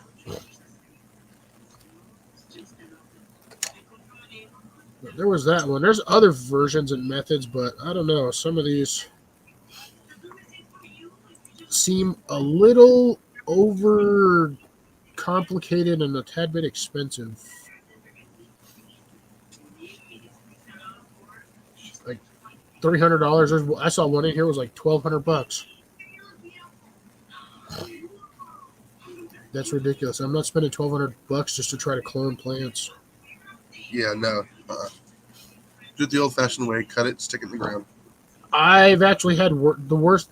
I was almost had that rosemary plant because I planted like 12 cuttings. One of them started to survive, and then I don't know what happened with it. It just didn't go, and I pulled it out of the ground. Even after the entire time it was in there, was still solidly green, like vibrant green. Not one single root had popped off of it. So I got no idea. Yeah, so yeah, I'm gonna try it. I'm probably gonna have better luck than I am. Yeah, I'm just waiting for next year's harvest from the garlic. And I should get irises this upcoming spring. I'm really That's hoping for good. the irises. Yeah, I want to get my first black iris. I haven't. Like I said, I haven't had an iris since before I had met Molly. A black iris. Well, if you're lucky and that one actually survived wintering, you'll have 2 of them next year. Try more. It depends on how far it decided to travel while it was slumbering. Yeah, so right now, I can't tell which one is which because they're in the same exact pot. Yeah, so you did the same thing I did. You forgot to label your plants. Yeah, I got one that's got 5 plants growing, 5 fans, and the other one's got 3. I'm thinking the black one has got to be the 3. So I won't pull those apart until probably next year. Yeah, I would wait till you have a bunch of them. Once you have a bunch of them, then yeah, you can separate them. Once they start getting a little on the crowded side, then I'll pull them then. And I'll probably do that during the winter time. Right now, they're in the greenhouse. I'm actually surprised it hasn't triggered their growth. They're still growing. Oh, okay, so they're still going. They're still growing. You know, they're getting water and everything else. I just got them growing. I finally had to pull some of the dead leaves off. The ones that died off on the edge. Yeah. After this whole year, I finally got to pull the first ones off. Wow, that's pretty good. Yeah. I mean, they're probably good this tall already. So that'll be nice to get them in the, once I get enough of them, they'll go on the ground. Because I know a lot of animals won't even touch them. I got to get you some of those cannas that I have over here. The what? The cannas? The cannas? Yeah, the Yeah, canna plant. I got some canna. I got the canna lilies over at my mother-in-law's. Instead of looking like the bright orange ones, they look like lilies. But they Yeah, grow these like ones look like they kind of look like an odd cross between like Bird of Paradise and Snapdragon. Yeah. Very weird flower, but actually no, kind of reminds me more of like a peacock. The way the flower is. Listen, I'm kind of hoping the elephant ears I planted will come back this upcoming year. Oh, This they spring. probably will because that's a bulb too. Yeah. Because out of that stuff that they were going to throw away, I grabbed that whole tote, and there were still like 6 or 7 of them that were viable in there. So I put them in the ground. I mean, they showed little signs of sprouts. I go, oh, nope, they're going in the ground. So I lined the edge of the driveway with them. Okay. up by the trees where there's good soil. So I'm hoping they take. They're protected from the afternoon sun in the summertime. They get the morning sun. There is enough water there when it rains. There you go. There's enough leaf litter on the ground. Protect them from the cold winter. So we'll see how they do. And if they do well, hey, I'm just let them go. Yeah, I'm gonna have to already separate my canas from the big bucket that I have the 16-inch planter I have them in because they're already starting to get crowded in there. I only transplanted them into that bucket last year. Really? One season, and those Yeah, things see, have spread like weeds. Yeah, we got about 45 feet of 50 feet of entry over here off the side. I really want to put a wooden fence up there. Put a couple of pieces of artwork on there and put some motion lights up there. So when you drive in, it sends a signal down to the rest of them and they all light up. There you go. And I want to put flower beds in front of it because it's only be like 3 feet wide. And the sure beats trying to mow all the pieces of twigs and everything else and all the leaves. The grass doesn't grow there very well. Could just be And shitty soil. Yeah, well, I can always add stuff to the top of it, compost. Only need a few inches of compost, and it'll all just take off. Put a little bit of a sprinkler system there, some micro sprinklers. Yeah, I actually have to start working on mine for my setups this year. I got to get the lines in. Yeah. Still don't know if I'm going through the inside of the planter or the outside of the planter. Not 100% yet. Yeah, so if I figured I put that little, 6 foot tall fence there, it'll radiate the heat off of that in the wintertime when the sun comes up. And also in the summertime, it'll help get stuff to grow. Give us a little a privacy barrier over there. And make it look really nice. God, Maybe put a border on the bottom, fill that full of the composting soil, so the elephant ears will grow. I'll probably put some other bulbs in there. They'll try to flower throughout the year, and just keep that as a flower area. Because I want stuff that's flower throughout the year.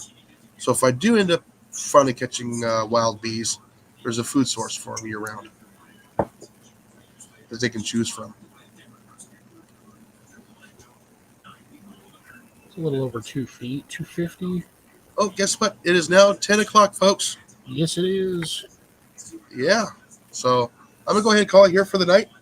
Hopefully we got some good topics in for everybody. Yes. Yeah, and let's see. We will see everybody tomorrow night on Collins Live. And don't forget, we got Peaceful Des on Friday nights, 7 p.m. Central. And then we also have Cliff on Saturday nights at 7:30 Central. All right. Yep. And with that, we will catch everybody on the next adventure. And don't forget to get out there and slap a rat. And garden. Yeah, keep the rats out of the garden. That's really all I had.